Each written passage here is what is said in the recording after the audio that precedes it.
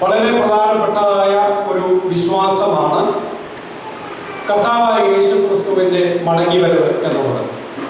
ക്രിസ്തുവിൻ്റെ മടങ്ങിവരവ് വിശ്വസിക്കുക എന്നുള്ളത് ക്രിസ്തീയ വിശ്വാസത്തിൻ്റെ ഏറ്റവും പ്രധാനപ്പെട്ട ഒരു വിശ്വാസ ഉപദേശമാണ്. വിശുദ്ധ വേദപുസ്തകത്തിൻ്റെ പഠിപ്പിക്കലാണ്. യേശു ക്രിസ്തു ഈ ഭൂമിയിൽ വരുമെന്നും, അല്ലെങ്കിൽ യേശു ക്രിസ്തു ഭൂമിയിൽ ജനിക്കും, ദൈവപുത്രൻ ഈ ഭൂമിയിലേക്ക് വരും, അവൻ മരിക്കും, അടക്കപ്പെടും, ഉയർത്തെഴുന്നേൽക്കും, സ്വർഗാരോഹണം ചെയ്യും, പിന്നീട് ഈ കർത്താവ് വരും എന്നുള്ളതാണ് യേശു ക്രിസ്തുവുമായിട്ടുള്ള ബന്ധത്തിൽ നമുക്ക് മനസ്സിലാക്കാൻ കഴിയുന്ന ക്രിസ്തു ശാസ്ത്രം എന്നുള്ളത്. യേശു എവിടെ ജനിക്കും, ഏത് കുലത്തിൽ ജനിക്കും, ഏത് സ്ഥലത്ത് ജനിക്കും എന്നുള്ളതെല്ലാം വളരെ വ്യക്തമായി കൃത്യമായി വേദപുസ്തകം ക്രിസ്തുവിൻ്റെ വരവിനും നൂറ്റാണ്ടുകൾക്ക് മുമ്പ്, വർഷങ്ങൾക്ക് മുമ്പ് പ്രവചിക്കുകയും അത് അപ്രകാരം തന്നെ ഈ ചരിത്രത്തിൽ നിറവേറുകയും ചെയ്തു എന്നുള്ളതും, യേശു ഒരു ചരിത്ര പുരുഷനായി ഈ ലോകത്തിൽ ജീവിച്ച് മരിച്ച് അടക്കപ്പെട്ട് ഉയർത്തെഴുന്നേറ്റു എന്നുള്ളത് തെളിയിക്കപ്പെട്ടിരിക്കുകയും ചെയ്യുന്ന ഒരു വസ്തുതയാണ്. യേശു ക്രിസ്തു ഈ ഭൂമിയിൽ ആയിരിക്കുന്ന സമയത്ത് തൻ്റെ ശിഷ്യന്മാരോടും തൻ്റെ പ്രഭാഷണങ്ങളിലും ഒക്കെ താൻ മരിക്കുമെന്നും അടക്കപ്പെടുമെന്നും ഉയർത്തെഴുന്നേൽക്കുമെന്നും സ്വർഗാരോഹണം ചെയ്ത ശേഷം താൻ തിരികെ വരുമെന്നുള്ളതും തൻ്റെ പ്രഭാഷണങ്ങളിലും പഠിപ്പിക്കലുകളിലും എല്ലാം ഉൾപ്പെടുത്തിയിട്ടുണ്ടായിരുന്നു, അവൻ പറഞ്ഞിട്ടുണ്ടായിരുന്നു എന്നുള്ളത് വേദപുസ്തകം വായിക്കുമ്പോൾ നമുക്ക് മനസ്സിലാക്കാനായിട്ട് സാധിക്കുന്നുണ്ട്. അതുകൊണ്ടാണ് നാം യേശു ക്രിസ്തുവിന്റെ മടങ്ങിവരവിൽ വിശ്വസിക്കുന്നത്. യേശു ക്രിസ്തു ശിഷ്യന്മാരോട് പറഞ്ഞു, ശിഷ്യന്മാർ അത് വിശ്വസിച്ചു. അവര് യേശുവിന്റെ മടങ്ങിവരവിനെ കുറിച്ച് വിശ്വസിച്ചു എന്നുള്ളതിന്റെ തെളിവാണ് അവര് എപ്പോഴാണ് അങ്ങ് മടങ്ങി വരിക എന്നുള്ള ചോദ്യങ്ങൾ ചോദിച്ചത് എന്നുള്ളതും നമുക്ക് അതിൽ മനസ്സിലാക്കാൻ സാധിക്കും. മത്തായിയുടെ സുവിശേഷം 24-ാമത്തെ അധ്യായത്തിന്റെ ഭാഗത്ത് നിന്ന് നമ്മൾ കഴിഞ്ഞ ആഴ്ചയിൽ ചിന്തിച്ചു. യേശു ക്രിസ്തു യെരൂശലേം ദേവാലയത്തെ നോക്കിക്കൊണ്ട് ഈ ദേവാലയം കല്ലിന്മേൽ കല്ല് ശേഷിക്കാതെ ഇടിഞ്ഞു പോകും എന്നുള്ള ആ പ്രവചനം നടത്തുകയും അത് കേൾക്കുന്ന ശിഷ്യന്മാർക്ക് വളരെ കൗതുകം ഉണ്ടാകുകയും ആ കൗതുകത്തിൽ ഊന്നിക്കൊണ്ട് അവർ, കർത്താവേ, നിന്റെ വരവിനും ലോകാവസാനത്തിനും അടയാളം എന്ത് എന്ന് യേശുവിനോട് ചോദിക്കുമ്പോൾ തൻ്റെ വരവിനും ലോകാവസാനത്തിനും അടയാളം എന്താണ് എന്ന് താൻ പിന്നീട് വളരെ വ്യക്തമായിട്ട് കാര്യങ്ങൾ അറിയുന്നത് നമ്മൾ മത്തായിയുടെ സുവിശേഷം 24-ാം അധ്യായത്തിൽ നമ്മൾ കാണുന്നുണ്ട്. അപ്പോൾ പുതിയ നിയമത്തിൽ അല്ലെങ്കിൽ സുവിശേഷങ്ങളിൽ യേശു താൻ മടങ്ങി വരും എന്ന് പറയുകയും തൻ്റെ മടങ്ങിവരവിൽ ശിഷ്യന്മാർ വിശ്വസിക്കുകയും ചെയ്യുന്നു എന്നുള്ളത് നമുക്ക് കാണുന്നു. പിന്നീട് ഈ അപ്പോസ്തലന്മാർ യേശുവിന്റെ സ്വർഗാരോഹണത്തിന് ശേഷം വർഷങ്ങൾ പലത് കഴിഞ്ഞു പോയപ്പോൾ അവർ ആ വിശ്വാസത്തിൽ നിന്ന് പിന്മാറിയില്ല എന്നുള്ളത് നിങ്ങൾ മനസ്സിലാക്കണം. ഞാൻ ഈ പറയുന്ന കാര്യങ്ങൾ നിങ്ങൾ ശ്രദ്ധാപൂർവം അത് തിരിച്ചറിഞ്ഞെങ്കിൽ മാത്രമേ അത് ഗ്രഹിക്കാൻ കഴിയുള്ളൂ. യേശു ക്രിസ്തു ഈ ഭൂമിയിലായിരുന്ന സമയത്ത് തൻ്റെ മടങ്ങിവരവിനെ കുറിച്ച്, താൻ ക്രൂശിക്കപ്പെട്ടു, മരിച്ച് അടക്കപ്പെട്ടു, ഉയർത്തെഴുന്നേൽക്കുകയും സ്വർഗാരോഹണം ചെയ്യും, അതിനുശേഷം താൻ മടങ്ങി വരുമെന്ന് ശിഷ്യന്മാരോട് പല നിലകളിൽ അവരോട് പഠിപ്പിക്കുകയും ഉപദേശിക്കുകയും ചെയ്തു. അപ്പോൾ യേശു അങ്ങനെ മരിച്ചു, അടക്കപ്പെട്ടു, ഉയർത്തെഴുന്നേറ്റു, സ്വർഗാരോഹണം ചെയ്തു പോയി. ഇത് കേൾക്കുകയും കാണുകയും മനസ്സിലാക്കുകയും ചെയ്ത ശിഷ്യന്മാർ, അപ്പോസ്തലന്മാർ, കാലങ്ങൾ പിന്നിട്ടപ്പോഴാണ് ലേഖനങ്ങളും സുവിശേഷങ്ങളും എഴുതുന്നത്. പറയുന്ന മനസ്സിലാവും. ഈ യേശു ക്രിസ്തു മരിച്ചു സ്വർഗാരോഹണം ചെയ്ത അടുത്ത ദിവസം ഇവരെല്ലാം ഇരുന്ന് കുത്തിയിരുന്ന് എഴുതിയല്ല ചെയ്തത്. ഒരു 20, 25, 30, 40 വർഷങ്ങൾക്ക് ശേഷമാണ് പിന്നീട് ഈ അപ്പോസ്തലന്മാർ സുവിശേഷങ്ങളോ ലേഖനങ്ങളോ ഒക്കെ പലതും എഴുതുന്നത്. യേശു സ്വർഗാരോഹണം ചെയ്തതിനും മിനിമം ഒരു 20 വർഷങ്ങൾ കഴിഞ്ഞാണ് അപ്പോസ്തലന്മാര് സുവിശേഷങ്ങളോ ലേഖനങ്ങളോ ഒക്കെ എഴുതുന്നത്. അപ്പൊ ഞാൻ പറഞ്ഞു വരുന്നതിന്റെ താല്പര്യം, 10, 20, 30 അല്ലെങ്കിൽ 40 വർഷങ്ങൾ കഴിഞ്ഞിട്ടും അവരുടെ വിശ്വാസത്തിൽ നിന്ന് അവർ പിന്തിരിഞ്ഞു പോകുകയോ അവർ അതിനെ സംശയിക്കുകയോ ചെയ്തില്ല എന്നുള്ളതുമായിട്ട് വേണം നമ്മൾ അതിനെ എടുക്കുവാൻ മനസ്സിലാക്കുക. അപ്പോൾ യേശു പറഞ്ഞത് അവർ കേട്ടു. കാലങ്ങൾ, അവരുടെ കാലയളവിൽ തന്നെ വർഷങ്ങൾ പലത് കഴിഞ്ഞു പോയിട്ടും അവരത് വിശ്വസിച്ചു. മാത്രമല്ല, ആ വിശ്വസിച്ചത് അവർ ചെന്ന ഇടങ്ങളിൽ സുവിശേഷത്തിന്റെ ഭാഗമായി അവർ അത് വിശ്വാസികളിലേക്ക് ഫലമേൽപ്പിച്ച് ക്രിസ്തുവിന്റെ വരവിനെ കുറിച്ചുള്ള പ്രത്യാശ വിശ്വാസികളിലേക്ക് പകർന്നു നൽകുകയും ചെയ്യുന്നു എന്നുള്ളത് നമുക്ക് കാണാൻ കഴിയും. ക്രിസ്തു പറഞ്ഞു, അപ്പോസ്തലന്മാർ അത് വിശ്വസിച്ചു, അവരത് എഴുതി സ്ഥിരീകരിച്ച് സഭകൾക്ക് കൈമാറുകയാണ് ചെയ്തത്. മാത്രമല്ല, ഈ യേശുക്രിസ്തുവിന്റെ മടങ്ങിവരവിൽ യേശുക്രിസ്തു പറഞ്ഞ സ്വർഗരാജ്യവും ആ സ്വർഗരാജ്യത്തെ കുറിച്ചുള്ള പ്രത്യാശകളും എല്ലാം അവർ അങ്ങനെ തന്നെ വിശ്വസിച്ചു എന്നുള്ളതിന്റെ തെളിവാണ് അവരുടെ രക്തസാക്ഷി മരണം പോലും. യേശുക്രിസ്തുവിനെ അവർ കണ്ടു, അവരുടെ ക്രൂശീകരണം കണ്ടു, സ്വർഗാരോഹണം കണ്ടു, ഇനി യേശു മടങ്ങി വരും എന്നുള്ള ആ പ്രത്യാശ അവരുടെ ഉള്ളങ്ങളെ ഭരിച്ചിരുന്നു എന്നുള്ളതിന്റെ ശക്തമായ തെളിവാണ് ഈ ക്രിസ്തുവിന് വേണ്ടി അവർ പ്രസംഗിച്ചതും അവർ സഞ്ചരിച്ചതും ഒടുവിൽ അവർ രക്തസാക്ഷി മരണം വരിക്കത്തക്ക നിലയിലേക്ക് അവരുടെ ജീവിതത്തെ അവർ ഏൽപ്പിച്ചു കൊടുത്തതും എന്ന് നമ്മൾ മനസ്സിലാക്കണം. ഒരാള് തോക്കിന്റെയോ വാളിന്റെയോ ഒക്കെ മുൻപിൽ നിന്നാൽ വിശ്വസിക്കുന്നില്ലാത്ത ഒരു കാര്യമാണെങ്കിൽ, ബോധ്യമില്ലാതെ ഇരിക്കുന്ന ഒരു കാര്യമാണെങ്കിൽ, കുറച്ച് ഉദരപൂരണത്തിനും സാമ്പത്തിക ലാഭത്തിനും മറ്റ് ഭൗതിക നന്മകൾക്കും ലക്ഷ്യങ്ങൾക്കും വേണ്ടിയിട്ടാണ് ഒരാൾ പ്രസംഗിക്കുകയും പഠിപ്പിക്കുകയും ചെയ്യുന്നതെങ്കിൽ, ഒരാക്രമണമോ ഒരു വധഭീഷണിയോ വരുമ്പോൾ സ്വാഭാവികമായിട്ടും ആ വ്യക്തിയുടെ വിശ്വാസത്തിൽ നിന്ന് അവർ പിന്മാറും. എന്നാൽ അപ്പോസ്തലന്മാരെ കുറിച്ച് നമ്മൾ പഠിക്കുമ്പോൾ അവര് ഒരു ഭീഷണിയുടെ മുമ്പിലും ഒരു വാളിന്റെ മുമ്പിലും ഒരു കഴുമരത്തിന്റെ മുമ്പിലും ഒരു തീയുടെ മുമ്പിലും ഒരു മൃഗത്തിന്റെ മുമ്പിലും എന്ന് പറഞ്ഞാൽ മനുഷ്യനെ ശിക്ഷിക്കുവാൻ വേണ്ടി ഇട്ടുകൊടുക്കുന്ന മൃഗങ്ങളുടെ മുമ്പിൽ പോലും അവർ ഭയപ്പെടുകയോ അവരുടെ വിശ്വാസത്തെ തള്ളിപ്പറയുകയോ അവർ പിന്മാറിപ്പോകുകയോ ചെയ്യുന്നതായിട്ട് നാം കാണുന്നില്ല. മറിച്ച് അവർ ധീരതയോടെ, വലിയ പ്രത്യാശയോടെ, ധൈര്യത്തോടെ അവരെന്താണോ വിശ്വസിച്ചത്, അവരെന്താണോ പ്രസംഗിച്ചത്, ആരെ കുറിച്ചാണോ എഴുതിയത്, അതിൽ നിന്ന് ഒരു ഇഞ്ച് പോലും പുറകോട്ട് പോകാതെ അവർ വിശ്വസിക്കുകയും പ്രസംഗിക്കുകയും പഠിപ്പിക്കുകയും ചെയ്തതിനു വേണ്ടി ജീവിക്കുക മാത്രമല്ല, അതിനുവേണ്ടി മരിക്കുവാൻ അവർ തയ്യാറായി എന്നുള്ളത് ക്രിസ്തീയ വിശ്വാസത്തിന്റെ അല്ലെങ്കിൽ അപ്പോസ്തോലിക വിശ്വാസത്തിന്റെ ഏറ്റവും പ്രധാനപ്പെട്ട ഒരു കാര്യമായിട്ട് നമ്മൾ മനസ്സിലാക്കണം. നൂറ്റാണ്ടുകൾ പിന്നിട്ട് ഇത് നമ്മുടെ കൈകളിലേക്ക് എത്തിയിരിക്കുമ്പോൾ, ഒരു പുസ്തകമായിട്ട് നമ്മുടെ കയ്യിൽ എത്തുമ്പോൾ, ഇത് ഇപ്പോൾ നമുക്ക് എങ്ങനെ വിശ്വസിക്കാൻ കഴിയും എന്നുള്ളത് തിരിഞ്ഞു നോക്കിയാൽ അതിനെ ഈ നിലകളിൽ വേണം നമ്മൾ അപഗ്രഥിച്ചു മനസ്സിലാക്കാൻ. ഞാൻ എന്തുകൊണ്ട് യേശുക്രിസ്തുവിന്റെ മടങ്ങിവരവിൽ വിശ്വസിക്കുന്നു എന്നൊരാൾ ചോദിച്ചാൽ അതിനെ അപഗ്രഥിച്ച് സംസാരിക്കുവാനായിട്ട് വിശ്വാസികളായ നമുക്ക് കഴിയണം. അതിന്റെ കാരണങ്ങളാണ് ഞാനിവിടെ പറഞ്ഞത്. കഴിഞ്ഞ ആഴ്ചയില് കർത്താവായ യേശുക്രിസ്തുവിന്റെ മടങ്ങിവരവുമായിട്ട് ബന്ധപ്പെട്ട് വേദപുസ്തകത്തിൽ പറഞ്ഞിരിക്കുന്ന ചില അടയാളങ്ങൾ, അതിന്റെ ലക്ഷണങ്ങൾ, ഈ ഭൂമി, ഈ പ്രപഞ്ചം ഇത് ഇങ്ങനെ തന്നെ അങ്ങോട്ട് പോകുന്ന ഒരു പരിപാടിയെ കുറിച്ചല്ല വേദപുസ്തകം പറയുന്നത്. ഇവയെല്ലാം ഒരു ലക്ഷ്യത്തിലേക്ക് നീങ്ങിക്കൊണ്ടിരിക്കുന്നു, ഒരു ദൈവിക ലക്ഷ്യത്തിലേക്ക് ഇത് നീങ്ങിക്കൊണ്ടിരിക്കുന്നു എന്നുള്ളത് വേദപുസ്തകം പഠിപ്പിക്കുന്നു.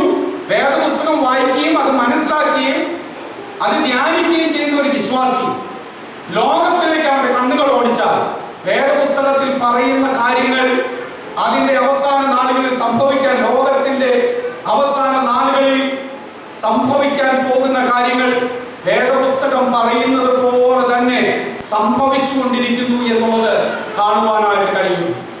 അപ്പോൾ വേദപുസ്തകത്തിൽ പറഞ്ഞിരിക്കുന്ന പ്രവചനങ്ങളാണ് വേദപുസ്തകത്തിന്റെ വിശ്വാസ്യതയ്ക്ക് ആധാരമായിരിക്കുന്ന ഒരു കാരണം, പല കാരണങ്ങളിൽ ഒരു കാരണം.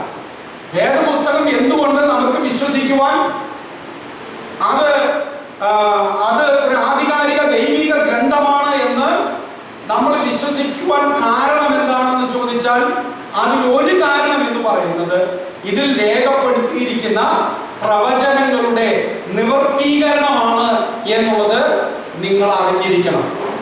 ഓക്കെ, അപ്പോൾ വേദപുസ്തകത്തിൽ പല പ്രവചനങ്ങളെ കുറിച്ച് പറഞ്ഞിട്ടുണ്ട്.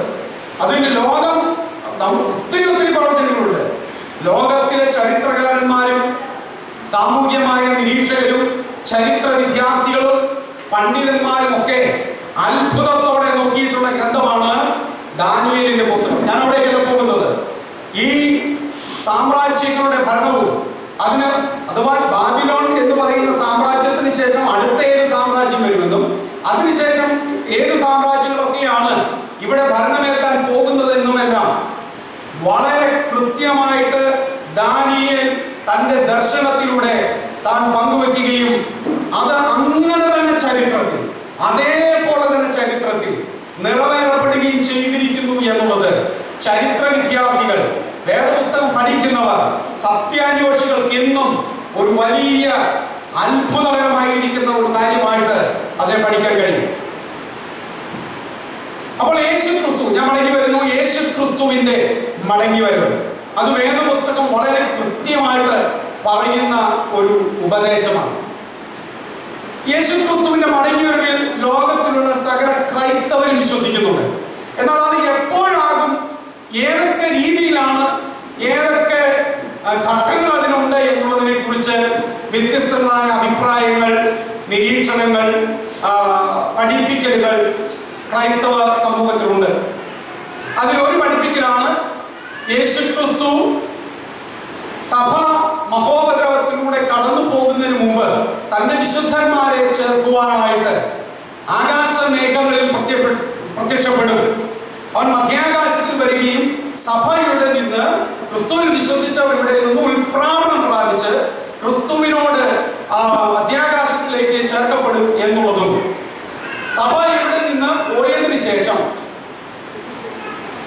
അന്തിക്രിസ്തു എന്ന് പറയുന്ന, എതിർ ക്രിസ്തു എന്ന് പറയുന്ന, ആന്റി ക്രൈസ്റ്റ് എന്ന് പറയുന്ന ഒരു ലോക നേതാവ് ലോകത്തിന്റെ ഭരണം ഏറ്റെടുക്കുകയും ലോകത്തിലെ പല സങ്കീർണമായ പ്രതിസന്ധികൾക്കും പ്രശ്നങ്ങൾക്കും താൻ ഒരു പരിഹാരം നിർദ്ദേശിക്കുകയും ലോകരാജ്യങ്ങളും നേതാക്കന്മാരുമെല്ലാം അദ്ദേഹത്തിന്റെ കീഴിൽ അണിനിരക്കുകയും ചെയ്യും എന്നും, അദ്ദേഹത്തിന്റെ ഭരണത്തിന്റെ ആദ്യത്തെ പകുതി 3.5 വർഷം വളരെ സമാധാനപരമായ വർഷമായിരിക്കും എന്നും, അടുത്ത 3.5 വർഷം വലിയ യുദ്ധങ്ങൾ കൊണ്ടും അസമാധാനങ്ങൾ കൊണ്ടും നിറഞ്ഞ ഒരു ഭരണക്രമമായിരിക്കും എന്നുള്ളതും, ആ നേതാവ് യഹൂദനെ ഉപദ്രവിക്കുവാൻ വേണ്ടി, യഹൂദ ജാതി ഉപദ്രവിക്കുവാൻ, അവരെ ഉന്മൂലനം ചെയ്യുവാൻ വേണ്ടി, അവർക്കെതിരെ യുദ്ധത്തിന് വേണ്ടി തിരിയുമെന്നും, അവസാനം ആ യുദ്ധത്തിൽ ഇസ്രായേൽ ഓൾമോസ്റ്റ് പരാജയപ്പെടുന്ന ആ അവസ്ഥയിലേക്ക് എത്തുമ്പോൾ ഇസ്രായേലിനെ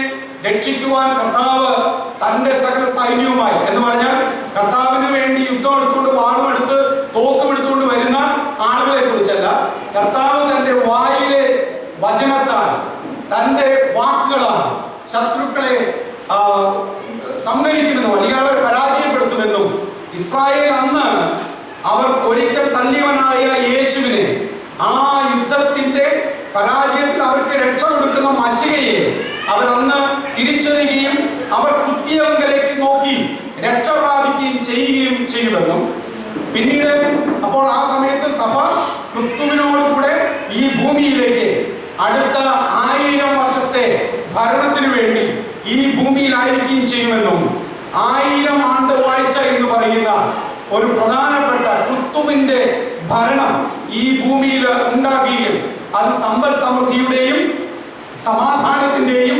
നീതിയുടെയും ഉള്ള ഒരു ഭരണമായിരിക്കുമെന്നും, ദൈവം അവരെ ഭരിച്ചാൽ, ദൈവം മനുഷ്യനെ ഭരിച്ചാൽ, ദൈവം ഭരിക്കുവാൻ വേണ്ടി മനുഷ്യൻ അനുവദിച്ചാൽ ഈ ലോകം എങ്ങനെയായിരിക്കും എന്നുള്ളത് ആളുകളെ തെളിയിപ്പിച്ചു കൊടുക്കുന്ന ഒരു 1000 വർഷത്തെ ഭരണം ഇവിടെ ഉണ്ടാകും എന്നും, അതിനുശേഷം വീണ്ടും ഒരു വലിയ യുദ്ധമുണ്ടായി.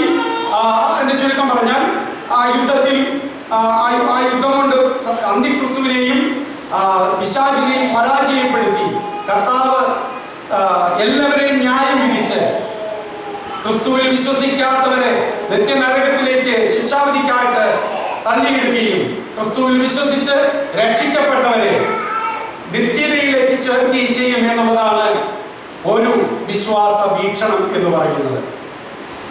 എന്നാൽ ഇങ്ങനെ ഇപ്പോൾ ഞാൻ ഈ പറഞ്ഞ ഒരു ഘട്ടം പോലെ വിശ്വസിക്കാത്തതായ ക്രിസ്തീയ സമൂഹം നമ്മുടെ ഇടയിലുണ്ട്. അവരെവിടെയാണ് വിശ്വസിക്കാത്തത്? ഏത് മേഖലയിലാണ് അവർ ഇങ്ങനെയൊന്നും അല്ല കാര്യങ്ങൾ എന്ന് വിശ്വസിക്കാത്തതെന്ന് ചോദിച്ചാൽ, അവരെ സംബന്ധിച്ചിടത്തോളം ആ വിഭാഗം ക്രിസ്തീയ വിശ്വാസികൾ വിശ്വസിക്കുന്നത് യേശുക്രിസ്തു ഇനി ഈ ഭൂമിയിലേക്ക് മടങ്ങി വരികയും ഉടനെ തന്നെ രക്ഷിക്കപ്പെട്ടവരും രക്ഷിക്കപ്പെടാത്തവരും തമ്മിലുള്ള ന്യായവിധി നടക്കുകയും രക്ഷിക്കപ്പെടാത്തവരെ നരകത്തിലേക്കും രക്ഷിക്കപ്പെട്ടവരെ തന്നോടൊപ്പം നിത്യതയിലേക്കും അങ്ങനെ നിത്യത ആരംഭിക്കുകയും ചെയ്യും എന്നുള്ളതാണ് മറ്റൊരു പ്രധാനപ്പെട്ട വിശ്വാസ വീക്ഷണം എന്നുള്ളത്. അപ്പോൾ ഇങ്ങനെ പ്രധാനപ്പെട്ട, ഇതിൻ്റെ ഇടയിൽ മറ്റു പലതുമുണ്ട്, എങ്കിലും രണ്ട് പ്രധാനപ്പെട്ട വിശ്വാസ വീക്ഷണങ്ങളാണ് ഞാൻ നിങ്ങളോട് പറഞ്ഞത്. ഈ രണ്ട് വിശ്വാസ വീക്ഷണങ്ങളും പരിശോധിച്ചാൽ ഒരു കാര്യം ഉറപ്പാണ്, യേശുക്രിസ്തു മടങ്ങി വരും എന്നുള്ളതും നിത്യത ഉണ്ട് എന്നുള്ളതും ഈ രണ്ട് വിശ്വാസ വീക്ഷണങ്ങളും പരിശോധിച്ചാൽ മനസ്സിലാകും. അപ്പോൾ അതവിടെ നിൽക്കട്ടെ. പക്ഷെ വേദപുസ്തകം പറയുന്ന കാര്യങ്ങൾ അത് എപ്പോൾ സംഭവിക്കും എന്നുള്ളത് നമുക്ക് അറിഞ്ഞുകൂടാ. പക്ഷെ വേദപുസ്തകം പറഞ്ഞിരിക്കുന്നു എന്നുള്ളതിനാൽ അത് സംഭവിക്കും എന്നുള്ളത് നമുക്ക് ഉറപ്പാണ്. ഞാൻ പറഞ്ഞു മനസ്സിലായല്ലോ? വിശുദ്ധ വേദപുസ്തകത്തിൽ പറഞ്ഞിരിക്കുന്ന അന്ത്യകാല ലക്ഷണങ്ങൾ, കർത്താവിന്റെ വരവുമായിട്ട് ബന്ധപ്പെട്ട് പറഞ്ഞിരിക്കുന്ന ആ അടയാളങ്ങളും ലക്ഷണങ്ങളും അത് ഏത് കാലഘട്ടത്തിൽ സംഭവിക്കും എന്നുള്ളതിനെ കുറിച്ച് വേദശാസ്ത്രജ്ഞരുടെ ഇടയിൽ വിവിധങ്ങളായ അഭിപ്രായങ്ങളുണ്ട്.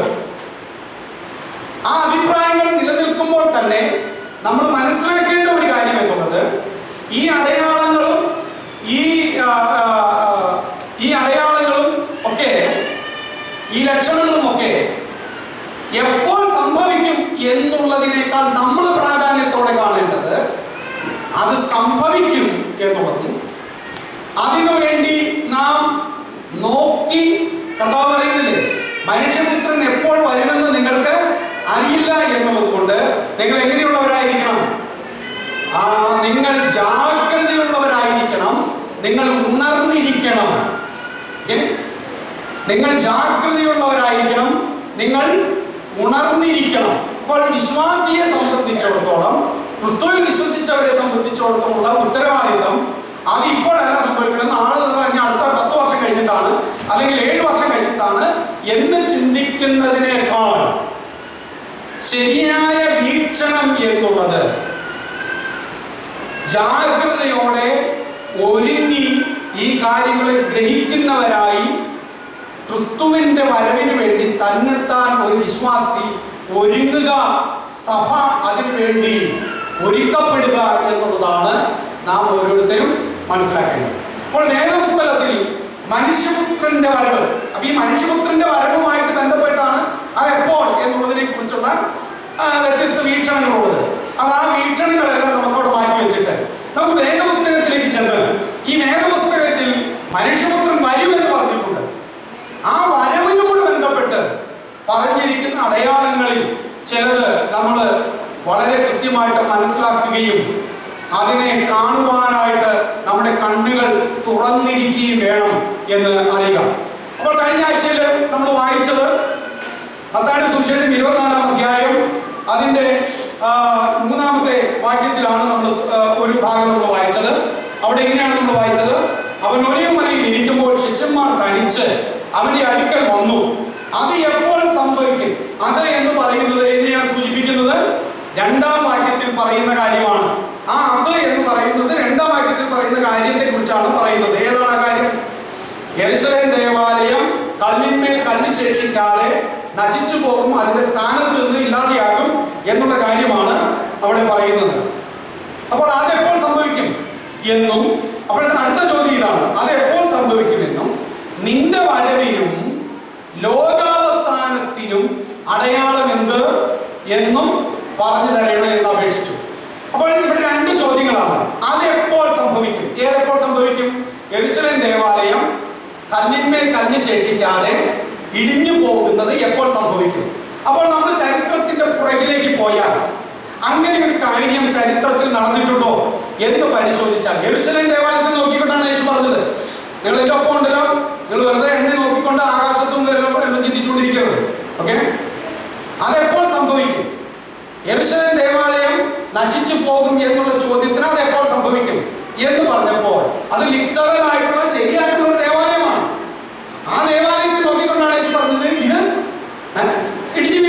അവിടെ സ്ഥാനത്തുണ്ടാകില്ല എന്ന് പറഞ്ഞത്.